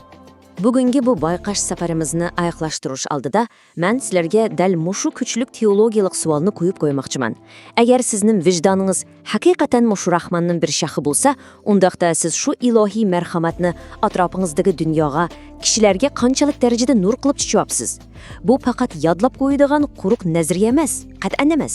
Bu bizning dunyoga, kishilarga va hayotimizdagi jafo mushaqqatlarga tutadigan pozitsiyamizni tubdan o'zgartiradigan, bizga kuch beradigan hayotlik falsafasidir. Bugun biz bilan birga bu muhim manbani bayqashga qatnashganlar uchun ko'pdan ko'p rahmat. Keyingi tushuntirishimizda yana yangi tushunchalar bilan ko'rishguncha omon bo'linglar. Ko'pchilik yaxshimisizlar? Bugungi izlanishimizga xush kelibsizlar. Bugun biz tarixdagi eng teran, shundoqli kishilar eng ko'p munozara qiladigan bir temaga, Ar-Rahman, ya'ni mutlaq marhamat o'qumining orqasidagi sirlarga, manbadagi ma'lumotlarga asosan birlikda cho'kib boqamiz. Qanamisi boshladikmi? Eng oldi bilan bizni o'ylantiradigan bir cho'ng ziddiyat bor. Qaranglar, tarixiy manbalarga asoslanganda dastlabki e'tiqodchilar eng dahshatli qiyin-qistoq va ziyonkashlikka uchragan dala shu minutlarda ilohiy marhamat haqidagi bayonlar eng ko'p nozil bo'lgan ekan. Nimishga? Azob bilan marhamat qandiqsagara bir yerda keladi. Bu bek qiziq bir nuqta, shunda-ku. Manbada buni tushuntiradigan bekemi ta'sirli bir metafora, ya'ni o'xshatish var. Eğer yağışın ceni bolgan bo'lsa, o öce azası kılınıvatganda ağrıttan yığılan bo'latdi. Amma bu azap bo'lmasa, o pek ayla utun bolup kalatdı. Demek çimen ki bu karaşka asaslanganda hayattaki kıyançılıklar bizi veyran kılmak için emas, belki bizi yukarı dereceye götürüdigen ilahi bir hünersenetin cereyanı iken. Bugünkü tahlilimizin kun tertibi mundak. 1. Merhametnin hakiki manesi. 2. Rahman isminin Kur'an'daki orne. 3. Terbiye, kıyıncılık ve rahmet. 4. Bismillah'ın 5 çoğ sirri. 5. Müşriklerinin Rahman'ını red kılışı. Ahırda 6. Kainattaki her taraflime rahmet. Birinci kısım, merhametinin hakiki manası. Arap tilide bu okumuga ait intayen kaltıs bir incikilik var. Rahmet bilen merhamet ikisi tamamen okşaş emez. Rahmet bir vasıta yaratkucuga xas, mənbədən keledigen asli hususiyet. Ama merhamet şu, o biz insanlarga xas. Yani başkadan öğrenildiğen ve kubul kılınadığan bir nerse. Yani biz insanlar merhametli özümüz yaratalmayız. Fakatla en ali mənbədən kubul kılıp andan başkalarga yetküzüleyimiz. Şoğa Ar-Rahman okumağa eniqlama berganda, u faqatla bir quruq ism emas, balki u borliq mavjudotni yaxshi yomon demay shartsiz holda o'z ichiga oladigan mutlaq ilohiy marhamat javharidir. Mana bu nuqtani tushunish bak muhim, chunki bu bizning koinotga va boshimizga kelgan sinoqlarga bo'lgan putul qarashimizni o'zgartirmaydi. İkinci kısım, Rahman isminin Kur'an'daki orni. Tahmin qilib bakinglarcha, bu isim Kur'an'da neçe qitim tilga aylangan bo'lishi mumkin. Dal 170 qatim. Tarixiy va obyektiv ma'lumotlar shuni ko'rsatadi-ku, bu son faqatla bir tasodiflik emas. Sanliq ma'lumotlarga qaraydigan bo'lsak, natija kishini hayron qoldirdi. Vahiy nozil bo'lishining birinchi yili bu ism faqat bir qatim tilga olingan bo'lsa, 6-yilga kelganda tuyuqsizla 27 qatimga sakragan. Shundaqla 12-yili yana 11 qatim. Nimish qadamsizlar? Chunki 6-yili deganimiz dastlabki musulmonlar Makkada eng ayg'ir, eng dahshatli ziyonkashlikka uchramatgan mazgil edi. 12-yili bo'lsa, umidsizlik pallaga chiqqan vaqt. Demak, azob uqubat eng chakdan oshganda yaratquchi o'zining Ar-Rahmon ekanligini eng ko'p askartgan. Mana bu aşı ziddiyatning siri. 3. kısım terbiye, qiyinchilik ve rahmet. Mənbədəki tehlillərdəki asaslananda bu azaplar aslında bir ceza emas, belki insaniyetin yetekçilerini yetiştirip çıkarıdakın bir halk, Mekke mektebinin asaslık dersligidir. Yani yaratıcı dünyadaki kıyınçılıklarını bizni kıynaş uçun emez, belki bir ustad supatite bizni çenekturuş, taolaş ve yetilduruş uçun maksus urunlaştırıdakan. Bu hakikaten hem özgüçe hem bizge umit biridigan bir nakdeyin bak. 4. kısım Bismillah'ның 5 çoğ sırrı. İslam dünyasında günde netçe 10 kez tekrarlanıdan bir söz var. Bismillah. Ama onun içine yoşurulmuş psikolojik örük sırlarına bile misinler? Bu sözün kadem baskıçlarını tehlil ede baksak, mundak 5 nokta çıkıyor. Herketin bu sözü eğitkanda, birinciden Allah'ın hayatımıza aktif aralış otkanlığını itiraf kılıyoruz. İkinciden özümüzdeki akıl iktidarının menbesini tanıyoruz. Üçüncüdün mutlak tayinişine ikrar kılıyoruz. Dördüncüdün dünyada hudadın ayrı bedilgen hiç kandak seküler boşluk yokluğunu cakarlıyoruz. Ve beşinciden bu ameliyette meni yardımından mahrum kılmagın degen bir duadır. O pakap bir cümle söz emez, bir bütün hayat felsefesi. 5. kısım müşriklerinin Rahman'ı rad kılışı. Tarixdan intayin qiziqarlıq bir vaqani so'zlab beray. Meşhur Hudaybiya kelishimi tuzilib atqanda mushriklarning vakili Suhayl bin Amr kelishim qog'oziga Bismillahirrahmanirrahim deb yozilishiga qattiq qarshi turgan. U "Ey Allah, senin ismin bilan deb yoz. Men bu Ar-Rahmanın nima ekanligini bilmayman" degan.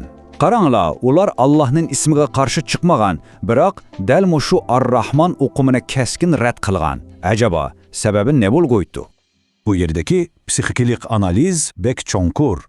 Uların Er-Rahman'ı red kılışındaki tüp sebep, ular Xudanı kündülük turmuştan, iktizattan, siyasetten sıkıp çıkarıp, ilahi aralaşıştan hali bulan, sekular bir boşluk yaratışka urungan. Çünkü Rahman degen isim, hemme işkeklüğünü degen, her bir kademni nazaret kılıdıgan aktif bir yaratkuşka vekillik kılar de, ular del muşukhil aralaşıştan kaçkan. 6. kısım. Kainattaki her teraplime rahmet. Bu qaraş sizlerini biraz heyran kaldırışı mümkün ama menbede gösterilişice ilahiyette hatta cehennemin özü de merhametin bir türü hesaplanırken. Kanda kesilen misler. 4 noktadan eli baydanız alda birincisi o adalet. Zalimleri verilen ceza mezlumlar için tenkpunluk ve merhamettir. İkincisi o bir agahlandırış olup insanlarını özüne ziyan seriştiren aldın tusup kaldırır. Üçüncüsü o göya bir ciddi kurtkuzuş oyuya okşaş, bu dünyada sakaymayan menevi keserlikleri davalıyor. Ve dördüncüsü, mevcut buluş garantisi.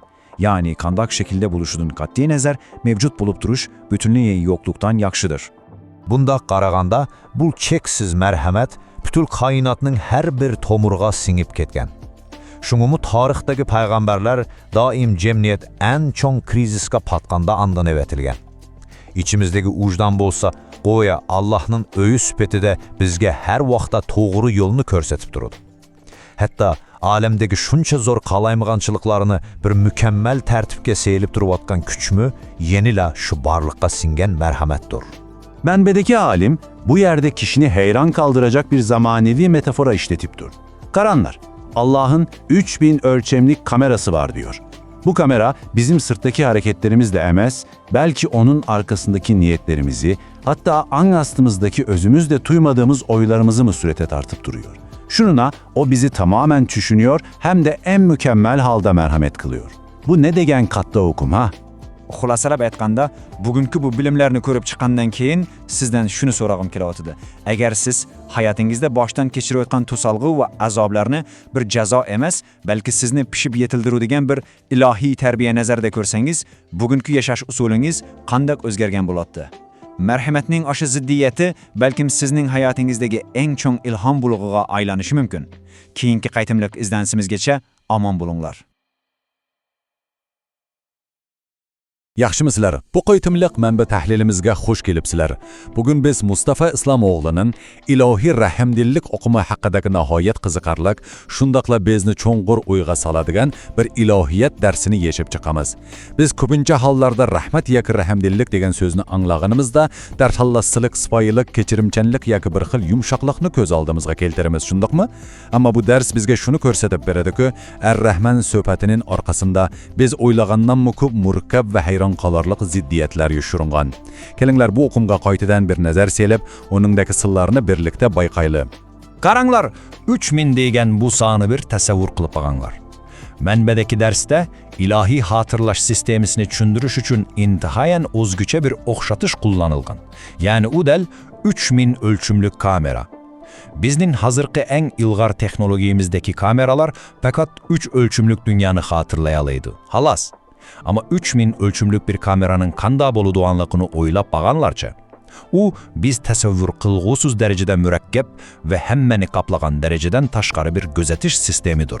Mana bu o'xshatish orqali lektor bizni rahimdillik o'qumiga butunlay yangicha bir nuqtadan yaqinlashishga yetaklaydi. Xo'sh, bundaq sehrlilik biraz zodi nemini xatirlaydi. Qiziq yeri shuki, bu sistema faqatla bizning qilgan sirtqi harakatlarimizni, ya'ni boshqalarga ko'rinadigan ish izlarimizni la suratga olib qolmaydi. Balki bizning o'y xayollarimizni, qalbimizning cho'nqur xatiga yoshiringan niyatlarimizni, hatto o'zimizmi to'liq sezmaydigan ang astimizni indik xatirlaydi. Teg'imi muhimi, o'sha o'y xayollarning dal qayerdan, qanday yıldızdan o'sib chiqqanligini biri-birlab ko'rsatib beradi. Mushu darajadagi injika va mukammal bilish quvvati bizga ilohiy rahimdilikning naqadar adaletlik va cho'nqur ekanligini his qilishimiz uchun intayin muhim bir asos tayilib berdi. Birinci bölüm, rahimdillikning ma'nosi. Bu murakkab o'qimni to'liq hazm qilish uchun oldi bilan onun tilshunoslik yildiziga qaraydigan bo'lsak, Rahmon bilan Rahim so'zlarining o'ttirisidagi inchika farqni bayqaymiz. Manbadagi tahlilga asoslanganda, Rahmon deganimiz zatqa, ya'ni ilohiy mohiyatga tutashgan ichki va tug'ma bir rahimdillikni ko'rsatadi. U go'yo suv etilib chiqayotgan bir buloqning asli manbasini o'xshaydi. Uningga selishtirganda rahim bo'lsa, shu rahimdillikning qubul qilg'uchiga qaratilgan aktiv harakatidir. Ya'ni haliqi buloq suyining o'smiliklarini sug'urib, ularga hayotlik berishi rahimning dal o'zidir. Demak, biri asli manba bo'lsa, yana biri shu mehr shafqatning amaliyotda ijro qilinishini ko'rsatadi. İkinci bölüm, qiyinchilik ichidagi rahimdillik. Kur'an vahiylerine tepsili nezere salgınımızda rasta kişini heyran kaldırdıran bir sandık melumat ortaya çıkıyor. Menbede gösterilisice Rahman isminin vahide tılga alınış katim sayısında nahayeti garite bir sıkreç var. Karanglar, peygamberlikliğinin en desalikli yılında bu isim fakat bir lakatim nazil olgan. Ama 6. yılla kelgence bolsa tuyuksızla zor derecede köpeyip tüptüz 27 katim tılga alıngan. Buncalık zor bir özgürlük addi bir tasadüfilik mu? Yak elbette yok. Bunun arkasında çoğkun bir sıkırıp var. Bu tuyuqsiz ko'payishinin sababini bilish uchun biz shu mazgildagi tarixga qaytishimiz kerak. 6 yil degan zoda qandoq bir yil? Bu yil Makkadagi dastlabki musulmonlar uchun tarixdagi eng qorong'i, eng jafoliq mazgil edi. Qiyin qistoq, iqtisodiy qo'rshov, ochliq va ziyonkashlik o'zining mutlaq yuqori pallasiga chiqqan bir vaqt edi. Odamlar e'tiqodi sababli qiziq qumlarda azoblanayotgan, oilalar vayron bo'layotgan mushundoq bir fojialik minutlarda nima uchun cheksiz mehr shafqatni bildiradigan Rahmon ismi shuncha ko'p takrorlandi? Bir o'ylab baqinglarchi, bu odamni o'ylantiradigan bir ziddiyatmi yoki bizga berilgan bir signalmi? Dilim şu yerde Mustafa İslamoğlu kişinin yüreğini lerziga saladigan bir misalını keltiriyordu. U şunda soruydu. Eğer yağışının ceyni bolgan bolsa, onundan bir öy cihazısı yasılıvatkanda kançalık yığlagan ve azaplangan bolatdı. Oylap bakınlar, yağışını ormandan kesiydu, rendeliydi, parçalıydı ve mıklıydı. Bu yağış için bir azap mı? Şek şübesiz şundak. Lekin yağış ustasının bundaq qilishidagi maksat yağışni viran qilish yoki uningga dushmanlik qilish emas, balki uşalgut yağışdan güzel bir san'at buyumu yoki paydalik bir jihoza yaratır. Mushu o'xshatish orqali manba bizga shuni uqtiraydi-ki, biz azob deb biladigan ilohiy sinoqlar, bu qiyinchiliklar aslida bizni yo'qotish uchun emas, balki pishib yetildirish va texmi yuqori martabaga ko'tarish uchun o'rinlashtirilgan yushurun bir xalo mehr shafqatdir. 3. bölüm, Rahman ve Rab ukumu. Sınak ve terbiyeleş doğrusu da gap açkanda, Arap dilindeki Rab hukumunu chetde kaldırışka bolmavadı. Biz adette Rab sözünü perverdigar deb tercüme kılıyoruz. Ama onun tisunaslık cihetteki esli manası terbiyeleyici ve yetildirgüçü digenli bildiriyor. Lektör buraya da şunu alahadı da tekidliyor ki, hakiki bir terbiyeleyici mehir şapkatsız olamaydı. Yani Rab hukumu mahiyette Rahman hukumuna ayrılmaz kılıp bağlanmanmış. Mehir şapkat yok yerde ceza olur, lekin terbiye olmaydı. İlahi terbiyeleyici mu, bizge kıyılcılık ve sınaklarda vergende del aşı çonkur rahimdilikle bilen muamele kılıdı. 4. bölüm, müşriklerinin karşılığı. Gerçi bu rahimdillik okumu moşunda güzel bolsu mu, tarixte bu ismi keti kabul kılalmayanlar mı bolgan?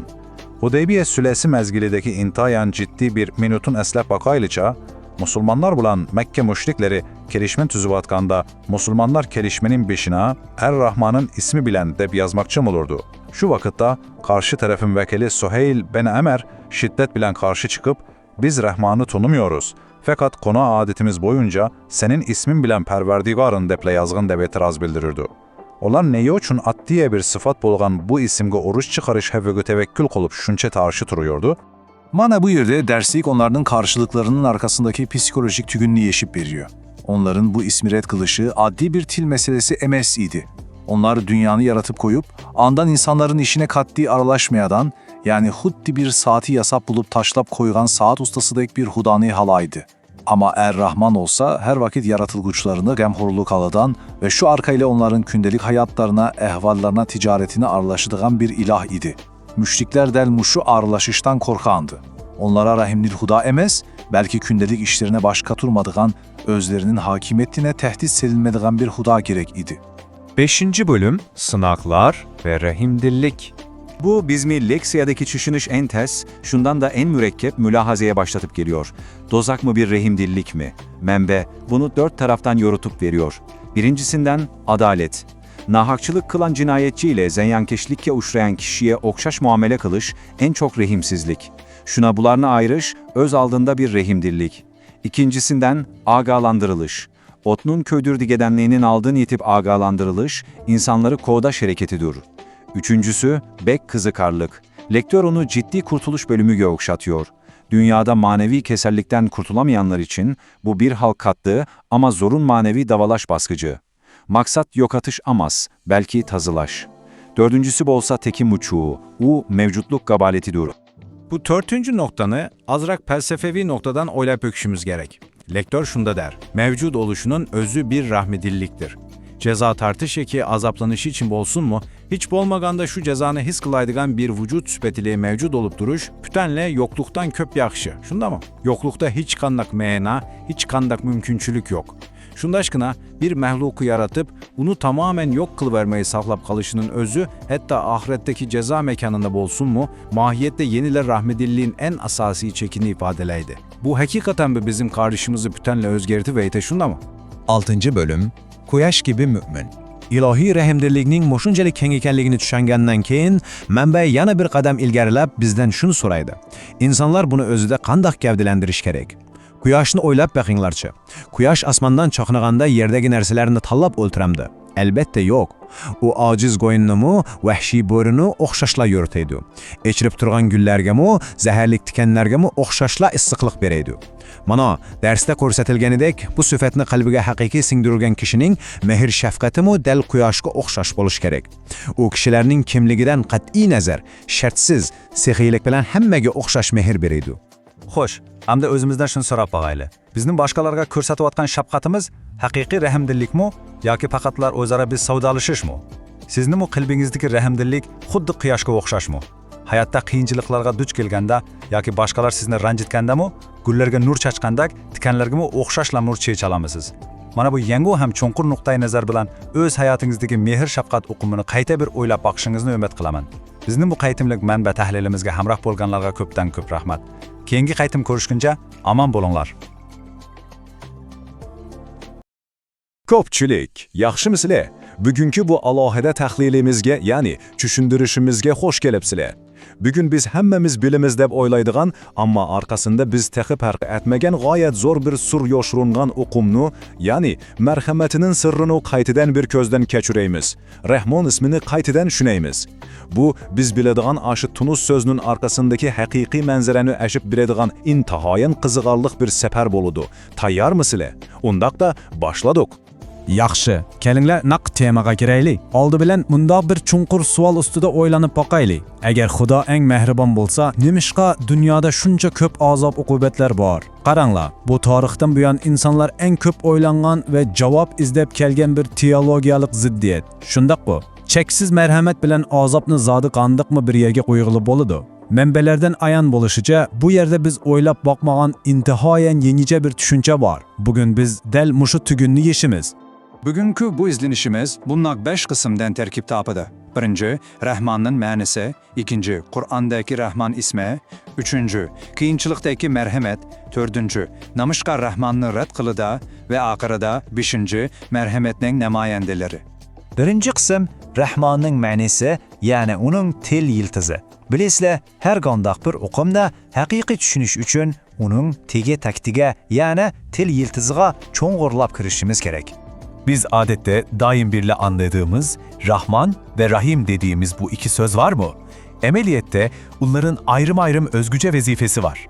Rahman, merhametin del öz cevheri, yani maksatsız, şartsız ve çeksiz menbesini gösteriyor.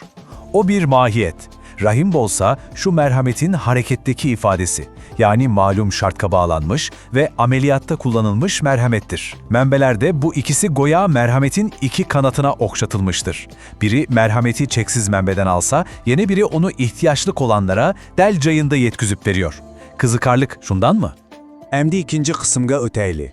Kur'an'daki Rahman ismi ve onun statistiklik arka görünüşü.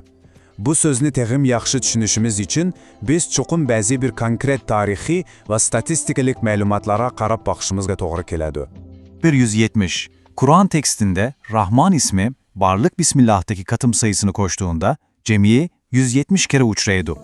Bu fakat addila bir san ya da tekrarlanış emez. Aksiçe bu okumnun bütkün sisteminin en asaslık tüvrüğü ikenligini körsütüp beridi. Lakin en hayran kalarlık yeri bularının kaçan ve kandak vaziyette tilga alınmandıkları da. Tarixiy sonliq ma'lumotlarga qaraydigan bo'lsak, 1-yili bu isim faqat bir qatim kelgan. Ammo 6-yilga kelganda buroqla 27 qatim qo'llanilib, eng yuqori chekka yetgan. Andan 12-yili yana bir qatim 11 qatimlik yuqori palla ko'rilgan. Xush, shundoqkan 6-yili zodi nemish bo'lgan? Nima uchun dal mushu mazgilda bu isim shuncha ko'p takrorlaniladi? Bunun sırrı şu ki dostlar, Mekke'deki 6. yıl, deslepki müminler için en ağır, en vahşi kıyın kıstak ve azap okubetler yukarı pedliğe çıkan bir karanlık yılıydı. Karanlıklar, dermuşu yerde intihayen galete bir ziddiyat var. Nemo için çeksiz merhamet ve mehri şefkatine büldürdüyen bu uluk isim, cemaat en katta azaplanı vatkan, kıyın kıstakka ürünü vatkan aşı dahşetlik mezgılda en koptılıga ilenido. Bu ehval, bizne azap da merhamet otturusundaki münasebet ki yeniden nezar silişka macburlaydı. Bunun bilen biz 3. kısımda keldik. Kıyınçılıktaki merhamet. Bu, bütünle yeniçe bir noktayı nezer. Mənbəlerde alahide təkidlənişicə, ilahi mərhəmət biz insanlar oylaydığan adila bir rəhim qılış, ya ki davamlıq bəxt saadətdə, rahat parağətdə yaşaş degendik əməz. Bu yerde Rəbb okumunu düşünüşümüz gerek. Rəbb tərbiyələyici degendik. Yani bir şahsını ta ki en yukarı yoşurun gücüne, yani kemaletine etküzügüce bəqib yetildirgücü degen mənada. Eytilişice, mana şu Rəbb der Rahmanın özü. Demek, hakiki terbiye ve insani kemaletke etküzüş merhametinin del özüdür. Bu huddi katık intizam ve kıyıncılık arkalık insanın karakterini tavlayıp yetiştirişke okşayır. O'ylab baqinglar, Xudoning eng so'ygan bandalari bo'lgan payg'ambarlarmi azobdan mustasno bo'lmagan, to'g'rimi? Masalan, Ibrohim payg'ambar o'tqa tashlangan, Yahyo payg'ambar yosh turibla shahid qilingan, Musa payg'ambar texi bo'voq vaqtida daryoga tashlanib, vatanidan qo'g'lab chiqarilgan. Shundaqla Muhammad payg'ambar ota-onasidan, suyumlik ayolidan va tayanchi bo'lgan tog'isidan ayrilib yetim qolgan. Xo'sh, bular Xudoning marhamatidan mahrum qolganlikmi? Yo'q, albatta. Aksincha, bular dal qiyinchilik orqali elib berilgan eng oliy ruhiy tarbiya va marhamatning o'z javhari edi. Hamda birden to'xtab, özümüzden mundaq bir sualını sorab bakaylı. Ular nemişqa Rahman ismini öç gördü. Tarixdə bulup Mekke müşrikleri arasında Xudanın del muşu ismige nispeten alahıda bir qarşılıq ve öçmenlik var idi. Nima uchun ular Xudoni emas, balki faqatla Rahman degan muşu sözünü qatirat qildi? Bu sirini bilish uchun 4. qismga nazar salayalı. Nemişki Rahman'ı rad qiladi, yeni bu qarşılıqның yadrosu zati nemi. Qaranglar, ularning bu hukmni rad qilishi addiy bir nodonlik yoki til jihatiga tushunmaslik emas edi. Buning orqasida intahoyin cho'nqur bir falsafaviy ziddiyat yashiringan. Hudaybiya sulhisi mazgilindagi shu tarixiy voqea hakikatan bekla ta'sirlik. Shu chog'da mushriklarning vakili Suhayl bin Amr ve boshqalar kelishmanomaga Rahman degan so'zning yezilishini sella-palla emas, qattiq rad qildi. Ular Xudoni biladi, Xudo deb e'tirof qiladi, ammo Rahmanni qat'iy qabul qilmaydi. Sababi nima? Chunki ular uchun Rahman insonning har bir daqiqalik hayotiga arilishadigan, yetaklaydigan, tarbiyalaydigan aktiv bir kuchni ko'rsatdi. Halbuki ular Xudoning faqat osmondala turib, yer yuzidagi ishlarga va ularning dunyo qarashiga aralashmasligini xohlaydigan dunyoviy bir tafakkurda edi. Şuna muhim nokta mendaq. Har qatim biz Bismillahirrahmanirrahim deganimizda inson amaliyotda buni 5 cho'ng falsafiy bayonotni e'lon qilgan bo'ldi. Birinchidan, men Xudoning hayotimga olishligini bilaman. Ikkinchidan, bu ishni Xudo bergan aql va iroda bilan qilyapman. Uchinchidan, Xudoning yordami bo'lmasa buni qila olmaydiganligimni e'tirof qilaman. To'rtinchidan, Xudodan mustaqil ayrim bir reallikning yo'qligini bilaman. Va beshinchidan, uning marhamatini tilab duo qilyapman. Mana bu qarshi taraf qat'iy e'tirof qilishni xohlamaydigan, ularning rohatini buzadigan haqiqat edi. Hamda oxirgi, ya'ni 5-qismga keldik. Marhamatning namoyandalari texmi cho'ng makrolik manzara. Qaranglar, ilahi merhamet fakat insanlar arasında şefkat bilenle çeklenip kalmıyordu.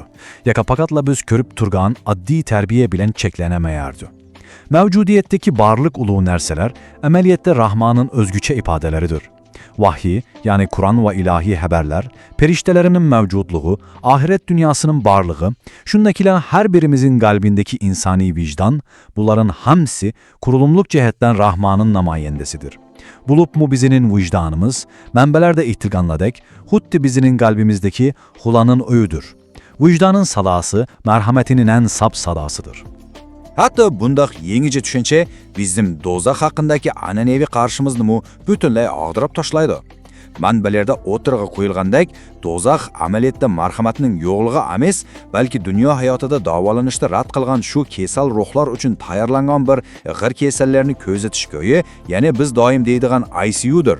Wow, bu intayin yangicha va ta'sirli bir nuqta nazar, shundami? Haqiqiy adolat va oxirgi tuzatish, meyli u qanchalik azoblik bo'lishidan qat'iy nazar, mohiyatda yanali marhamatlik bir harakat hisoblandi. Bu menini texmi cho'ng'ir his qilish uchun kelinglar mundoq bir kuchlik o'xshatishga quloq selib boqayli. Agar yog'ochning joni bo'lgan bo'lsa, u kesilganda, siliqlanganda va o'choqda quritilganda urib yig'lagan bo'ladi. Ammo shu azoblarni boshdan kechirmay turib, u hargizmi go'zal bir uy jihozisiga aylana olmaydi. Mana bu o'xshatish bizning yurakimizni larziga soladi. Go'yo bolasiga achchiq dora ichkizayotgan bir anaga yoki yog'ochni siliqlab go'zal bir san'at buyumi yasayotgan ustaga o'xshash, biz hayotda boshdan kechirayotgan u mushaqqatlar aslida bizning oliy manfaatimiz uchundir. Programımızın ahırında ben sizlere mundak bir güçlü soğanı kaldırıp hoşlaşacağım. Eğer beşinize gelen kıyınçılık Huda'nın del sizi terbiyelevattıklarının ispatı olsa, undak da siz onuna bundan kin kandak muamele kılasız. Bunu bir oylap bakın ya. Rahman'ın mahiyetine yeniçe köz karaş bilen garasınız, hayatınızdaki her bir sınak ve capa muşakkat bütünlüğe kaydeden menatapıdı. Bu katıyamke düşendirişimiz, serge tefekkürünün yeni bir eşikini içip vermiş oluşunu Çin dilimden ümit kılıyorum. Kinki katemlik tahlilimizde kırış keçe aman buluna dostlar. Yaxshimisiz? Ushbu tushuntirishimizga xush kelibsizlar. Ko'pinchimiz Rahman degan bu so'zni har kuni necha 10 qaytim anglaymiz yoki deymiz. Shundaqmi? Ammo bugun biz Mustafa Islomog'luning leksiyasi asosida bu ilohiy ismning orqasidagi ashu chunqur teologik sirlarni qazib chiqaymiz. Bu oddiy bir atilg'a emas. Yo'q, butunlay undaq emas. Bu bizning koinotni, hayotimizdagi sinoqlarni, hatto ilohiy adolatni tushunish usulimizni tubdan o'zgartirib etadigan bir ochqich. Qaniyamasa, bu hayron qolarlik safarni birlikda boshlaylik. Bugungi planimiz mundaq. Oldi bilan marhamatning til jihatdagi ma'nosini ko'rib chiqamiz. Ondan qiyinchilikdagi marhamatning rolini, payg'ambarlar duch kelgan sinoqlarni so'zlab o'tamiz. Uningdan keyin tarixda Rahman ismining nima uchun rad qilinganligini tahlil qilib, eng oxirida bu sifatning oxirgi eng cho'ng namoyandasini bayqaymiz. Birinchi bo'limga kelsak, marhamatning ma'nosi, ya'ni bu so'zning tilshunoslik asosidan boshlaylik. Bu yerda diqqatingizni tortadigan bek qiziq bir nuqta bor. Rahman va Rahim ikkilasi bir yıldızdan, ya'ni rahmatdan kelgan. Lekin ikkisining farqi osmon bilan zamindagilar. Manbada nihoyatda ayniq ko'rsatilgandek, Rahman mohiyatga, ya'ni zotga taalluq. U bir xil to'xtamay qaynab turadigan ichki holat, butun koinotni quchadigan asli yushurun kuch. Ammo Rahimchi, u dal shu marhamatning amaliy harakatga aylanishi, ya'ni nishonliq, sirtqi qartilgan ifodasi. Men buni mundoq tushunaman. Biri dal rahmat qilguvchining o'z mohiyatini ko'rsatsa, yana biri shu marhamatning qabul qilguvchiga yetib berishidir. Xuddi quyoshning o'zidagi o'tliq yo'riqlik manbasi bilan yer yuziga tushgan illiq nurga o'xshaydi. Ajoyib, shundaqmi? Ikkinchi bo'lim. Qiyinchilikdagi marhamat, statistikalik vahiy. Endi meni eng hayron qoldirgan, hatto titratayotgan sonliq ma'lumotga qarayli. Bu tez o'rlashini ko'rib o'tasizlar-ku. Din tarqatishning dastlabki 5 yilida Rahmon degan so'z ancha ko'p ishlatilmagan. Ammo dal 6-yilga kelganda birdanla 27 qaytim takrorlanib, mutlaq cho'qqiga chiqqan. Xuddi partlagandeqlar. Nimishqa? Shu 6-yili zodi nima ish bo'lgan? Manbadagi reallik shuki, bu dal Makkadagi dastlabki musulmonlarga qilingan zulm va qiyin qistoqning eng chekkaga yetgan, eng dahshatli vaqti edi. Keyin 12-yili yana bir qatim, yana 11 qaytim takrorlanib, ikkinchi cho'qqini yaratgan. Bu bo'lsa dal Taif safaridan qaytgandagi umidsizlik hamma yerni qoplagan krizislik paytga to'g'ri keladi. Yana xulosalaysak, azob qachon chekdan oshsa, Rahmonning marhamati shuncha ko'p ta'kidlangan. Bu hargizmi tasodifiylik emas. Dal mushu nuqta yadroliq bir ziddiyatni nihoyat yaxshi yoritib beradi. Leksiyadagi mana bu o'xshatishga diqqat qilinglar. Meningcha bu tasvir intayi kuchli. Onunda agar yog'ochning jini bo'lgan bo'lsa, siliqlanganda yig'ilgan bo'ladi. Lekin mushu azob bo'lmasa, u qiymatli qo'y jihozisiga emas, balki o'choqda kuyib ketadigan o'tunga aylanadi deydi. Ya'ni biz beshimizdan kechirayotgan u dahshatli sinoq va qiyinchiliklar aslida bizni vayron qiladigan zulm emas. O'ylab boqinglar, u balki inson ruhini yuksaltiradigan ilohiy bir hunarvanchilik safari. Azob uqubatlar, qiyinchilik niqobiga kirib olgan Rahmonning bizni tavlaydigan alohida marhamatidir. 3-bo'lim payg'ambarlar va sinoq, Maryam surasidagi hikoyalar orqali tahlil qilish. Bu tarixiy vaqt o'qinib o'ylab mangsak, odamni cho'chitadigan bir qonuniyatni bayqaymiz. Xudoga eng yaqin bo'lgan, tanlangan ulug' zotlar dal eng cho'ng sinoqlarga duch kelgan.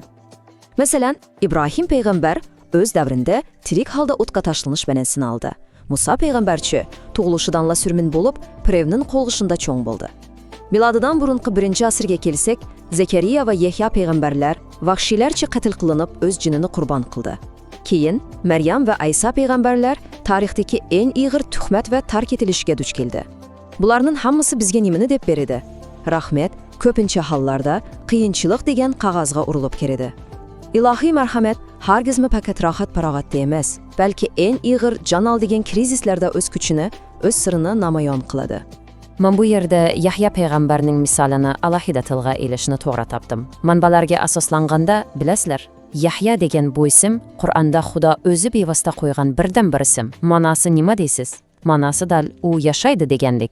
Lekin reallikqa qaraydigan bo'lsak, uning fiziki hayoti texi 30 yoshlar atrofida vahshiylarcha oyoqlashgan. Bu favqulodda ziddiyatlik bir nuqta, shundaqmi? Mana bu haqiqiy ilohiy marhamatning jismoniy hayotni uzartish emas, balki cheksiz, uzilmas ruhiy mavjudlikqa kapolatlik qilish ekanligini ko'rsatib beradi. Bugungi kunda biz shahidlar o'lmaydi deymiz-ku. Ular avlodlarning qalbida mangu yashaydi. Mana bu Rahmonning marhamatining haqiqiy qudrati. 4-bo'lim Rahmon nimishqa rad qilindi. Bu yerdagi tematik to'qinishni ko'rib boqaylik. Hamda tarixga, xususan Hudaybiya sulhisidek intayin sezgir voqealarga qaraydigan bo'lsak, Makka mushriklari Rahmon degan bu ismni qabul qilishni qattiq, hatto tubdan rad qilgan. Nimishqa shuncha qarshi turdi? Buni tushunish uchun biz manbada bayon qilingan Bismillahirrahmanirrahim jumlasiga yoshirilgan 5 cho'ng teologiyalik xitobni bilishimiz kerak. Qaranglar. Birinchidan biz bu jumla orqali Xudoning hayotimizga aktiv aralashadiganligini e'tirof qilamiz. Ikkinchidan har bir ishni Xudo bergan iroda bilan qilayotganligimizni bilamiz. Uchinchi, uning yordamisiz hech ish qila olmaydiganligimizni jazmlashtiramiz. To'rtinchidan, Xudo aralashmaydigan sekulyar, ya'ni mustaqil bir sohaning yo'qligini jakorlaymiz. Beshinchidan, biz har vaqt ilohiy yordamga muhtoj deb duo qilamiz. Qisqasi, bu ism Xudo biz bilan har daqiqada birga, bizning har bir ishimizga ko'ngil bo'ladi deganlikdir. Shunga tahlil nimani ko'rsatdi? Mushriklarning Rahmon so'zini rad qilishi ularning nodonligidan yoki bu so'zni tushunmaganligidan qat'iy emas edi. Ular bu atalg'ining salmog'ini bek yaxshi biladi. Agar ular Rahmonni qabul qilsa, undaqda har vaqt marhamat va adolat bilan kundalik hayotga, savdo-setiqqa, jamiyatdagi tuzumga aralashadigan bir Xudoni qabul qilishga majbur bo'ladi. Lekin ularchi? Ular faqat o'zlarining huquqini kafolatlantiradigan, dunyoviy boshqarishni saqlab qolish uchun Xudoni faqat osmonda turadigan, yer yuziga, ya'ni kundalik ishlarga aralashmaydigan bir kuch qilib qo'yishni holatda. Dal shu sababdan ular Rahmonni inkor qildi. 5-bo'lim oxirgi namoyanda. buni falsafiy jihatdan qayta qiliblashtiramiz. Hamda manbada o'ttirg'a qo'yilgan shundaqla an'anaviy tushunchalarimizni butunlay ag'dirib tashlaydigan bir hayajonli savolni so'raylik. Dozoq amaliyotda ilohiy marhamatning bir namoyandasi bo'lalarmidi? Yo'q, xato anglab qolmadinglar. Qarmoqqa bakla ziddiyatliq shundami? Qandaqmi dozoqdek azob va jazo makoni Rahmonning marhamati bo'lsin deysizlar, to'g'rimi? Ammo oldiramayli. Manba buni shundoq qoltis bir logika bilan yashab beradi-ki, anglab hayron qolasizlar. Meni hammadan bek qoyil qilgan yeri dozoqning mana shundoq qayta sharhlanishi. Yaxshira o'ylab bag'inglarchi. Birinchidan, adolatsizlik va zulmga uchraganlar uchun dozoqning bo'lishi koinotdagi adolatni amalga oshirdi. Agar adolat bo'lmasa, bu eng cho'ng zulm bo'lmadimi? Ikkinchidan, uning mavjudligi insonlarni bu dunyodalar yomonlikdan to'sadigan ogohlantirish rolini o'ynaydi.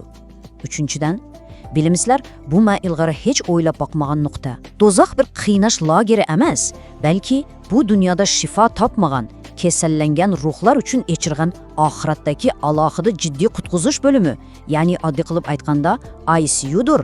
Operatsiya, davolash albatta azobli bo'ladi, ammo u vayron qilish emas, aksicha ruhni qutqizishdir. To'rtinchidan va eng muhimi, u inkor qilguvchilarni butunlay yo'q qilib etmaydi, balki ularning mavjud bo'lib turishiga kapolatlik qiladi. Chunki mavjud bo'lishning o'zi Allohga bir marhamatdir. Bu haqiqatan muadamli cho'nqur o'ylantiradigan, titirtidigan bir boyqash. Leksiyaning oxiriga kelganda biz mana bu go'zal va cho'nqur o'xshatishga yuzlanamiz. Inson vijdoni Xudoning uyidir. U Rahmonning bevosita bir shohidir. O'ylab boqinglar, bizning ichimizdagi his qiladigan, to'g'ri xatoni quruq mantiqa bilan emas, ichki sezim orqali farqlantiradigan shu vijdonimiz bor-ku. Dal shu narsa ilohiy marhamatning ichimizdagi bevosita eniki ekan. Aql oldinadi, hisoblashidi, foyda ziyonni o'lchidi. Ammo vijdon-chu? Vijdon hargiz aldanmaydi. U savdolashmaydi. Nemishga? Chunki u bevosita Rahmonning marhamatning sap manbasidan kelgan. Bugungi bu bayqash safarimizni oyoqlashtirish oldida men sizlarga dal mushu kuchlik teologiyalik savolni qo'yib qo'ymoqchiman. Agar sizning vijdoningiz haqiqatan mushu Rahmonning bir shaxi bo'lsa, undaqda siz shu ilohiy marhamatni atrofing'izdagi dunyoga, kishilarga qanchalik darajada nur qilib tushyapsiz? Bu faqat yodlab qo'yadigan quruq nazariya emas, qat'an emas. Bu bizning dunyoga, kishilarga va hayotimizdagi jafo mushaqqatlarga tutadigan pozitsiyamizni tubdan o'zgartiradigan, bizga kuch beradigan hayotlik falsafasidir. Bugun biz bilan birga bu muhim manbani bayqashga qatnashganlar uchun ko'pdan ko'p rahmat. Keyingi tushuntirishimizda yana yangi tushunchalar bilan ko'rishguncha omon bo'linglar. Bugun biz ilohiy rahmat bilan insonlar azobi o'rtasindagi bir qiziqarli sirni birlikda eshib boqamiz. O'ylab boqing, dastlabki mo'minlar eng dahshatli azobga uchraganda Alloh nima uchun rahmatni ko'proq ta'kidladi? Qur'onda mehribon ma'nosidagi Rahmon ismi dal 170 qatim tilga olingan. Qizil yeri, bu ism Makkadagi qiyin qisqalar halliga yetgan vahiyning 6-yili eng ko'p kelgan. Buning sirrini bilish uchun Allohning mohiyati bo'lgan Rahmon bilan harakati bo'lgan Rahimdan silishtirishimiz kerak.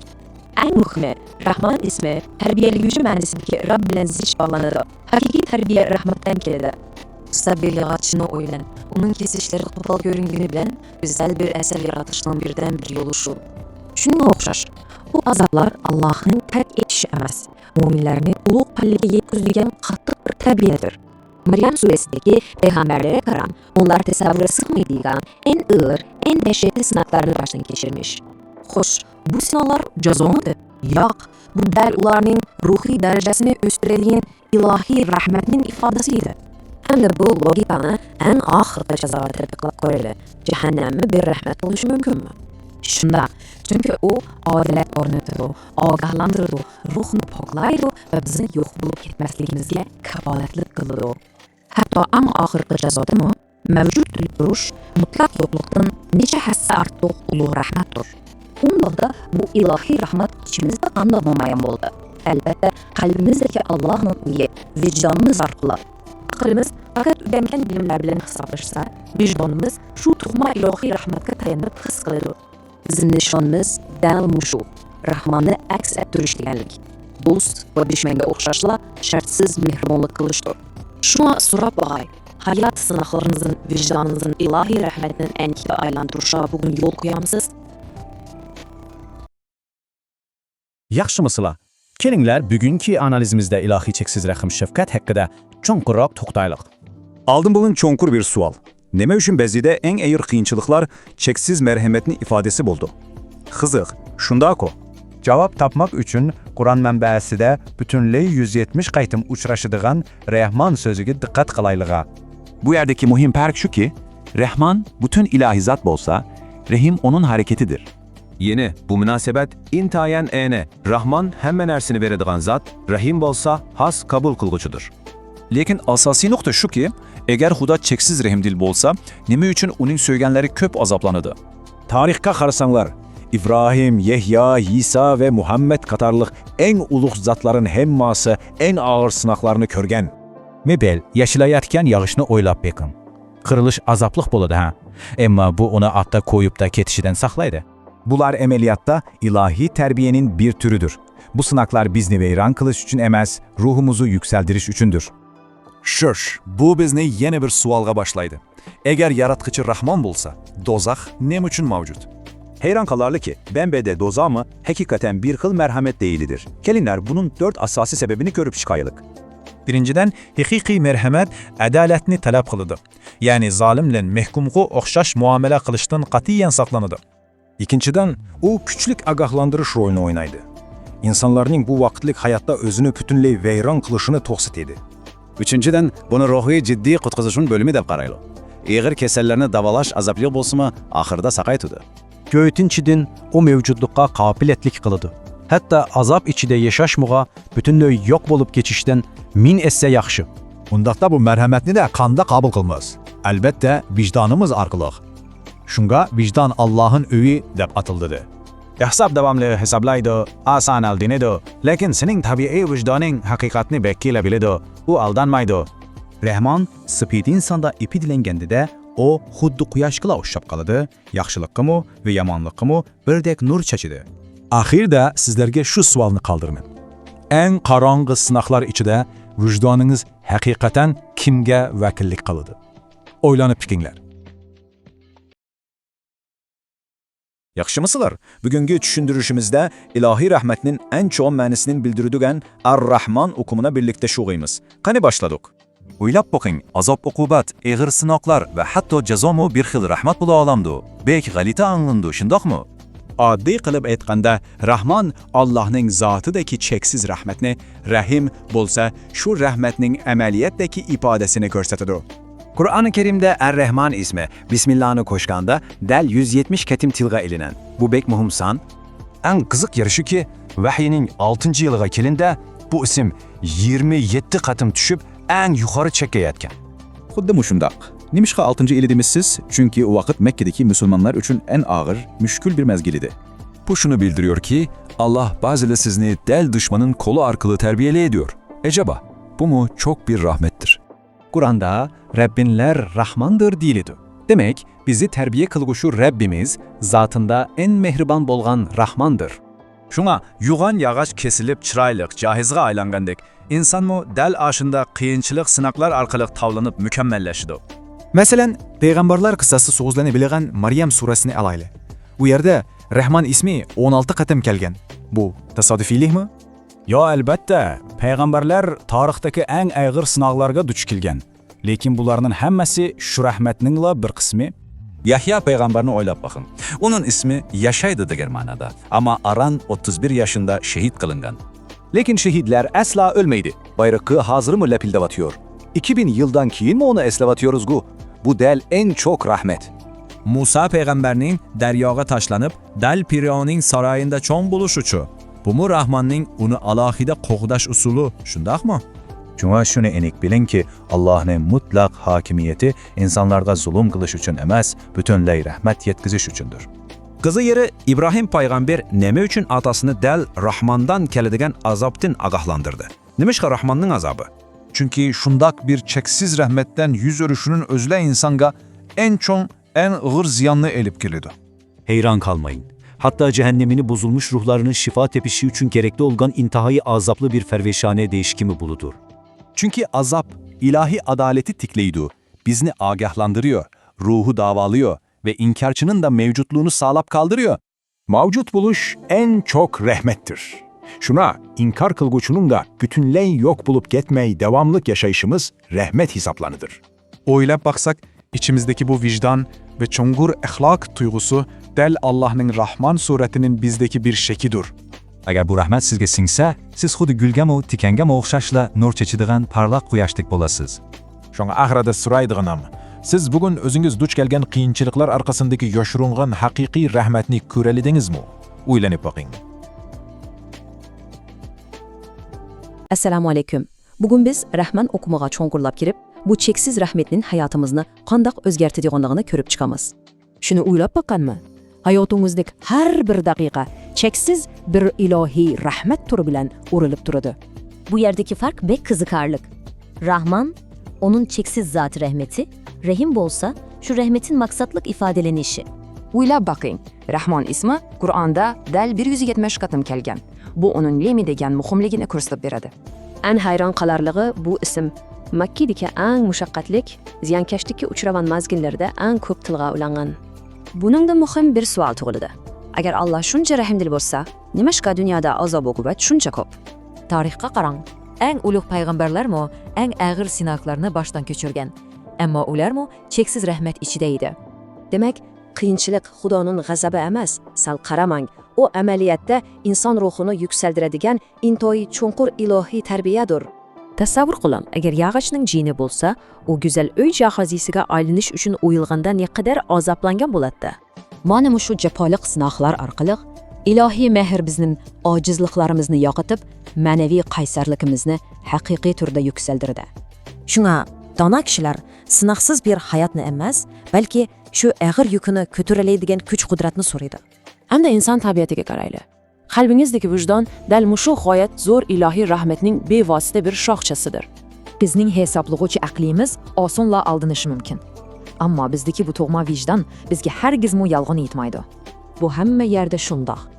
Rahmanning rahmati dal qalaymiqanchilikni tartib mukammal bir nizomga soladigan olam yilimidir. O'zingizni mushundoq cheksiz mehrga cho'milganligini bilgandan keyin bugun bu rahmatni boshqalarga qanday yetkazasiz? Jazman o'ylab baking.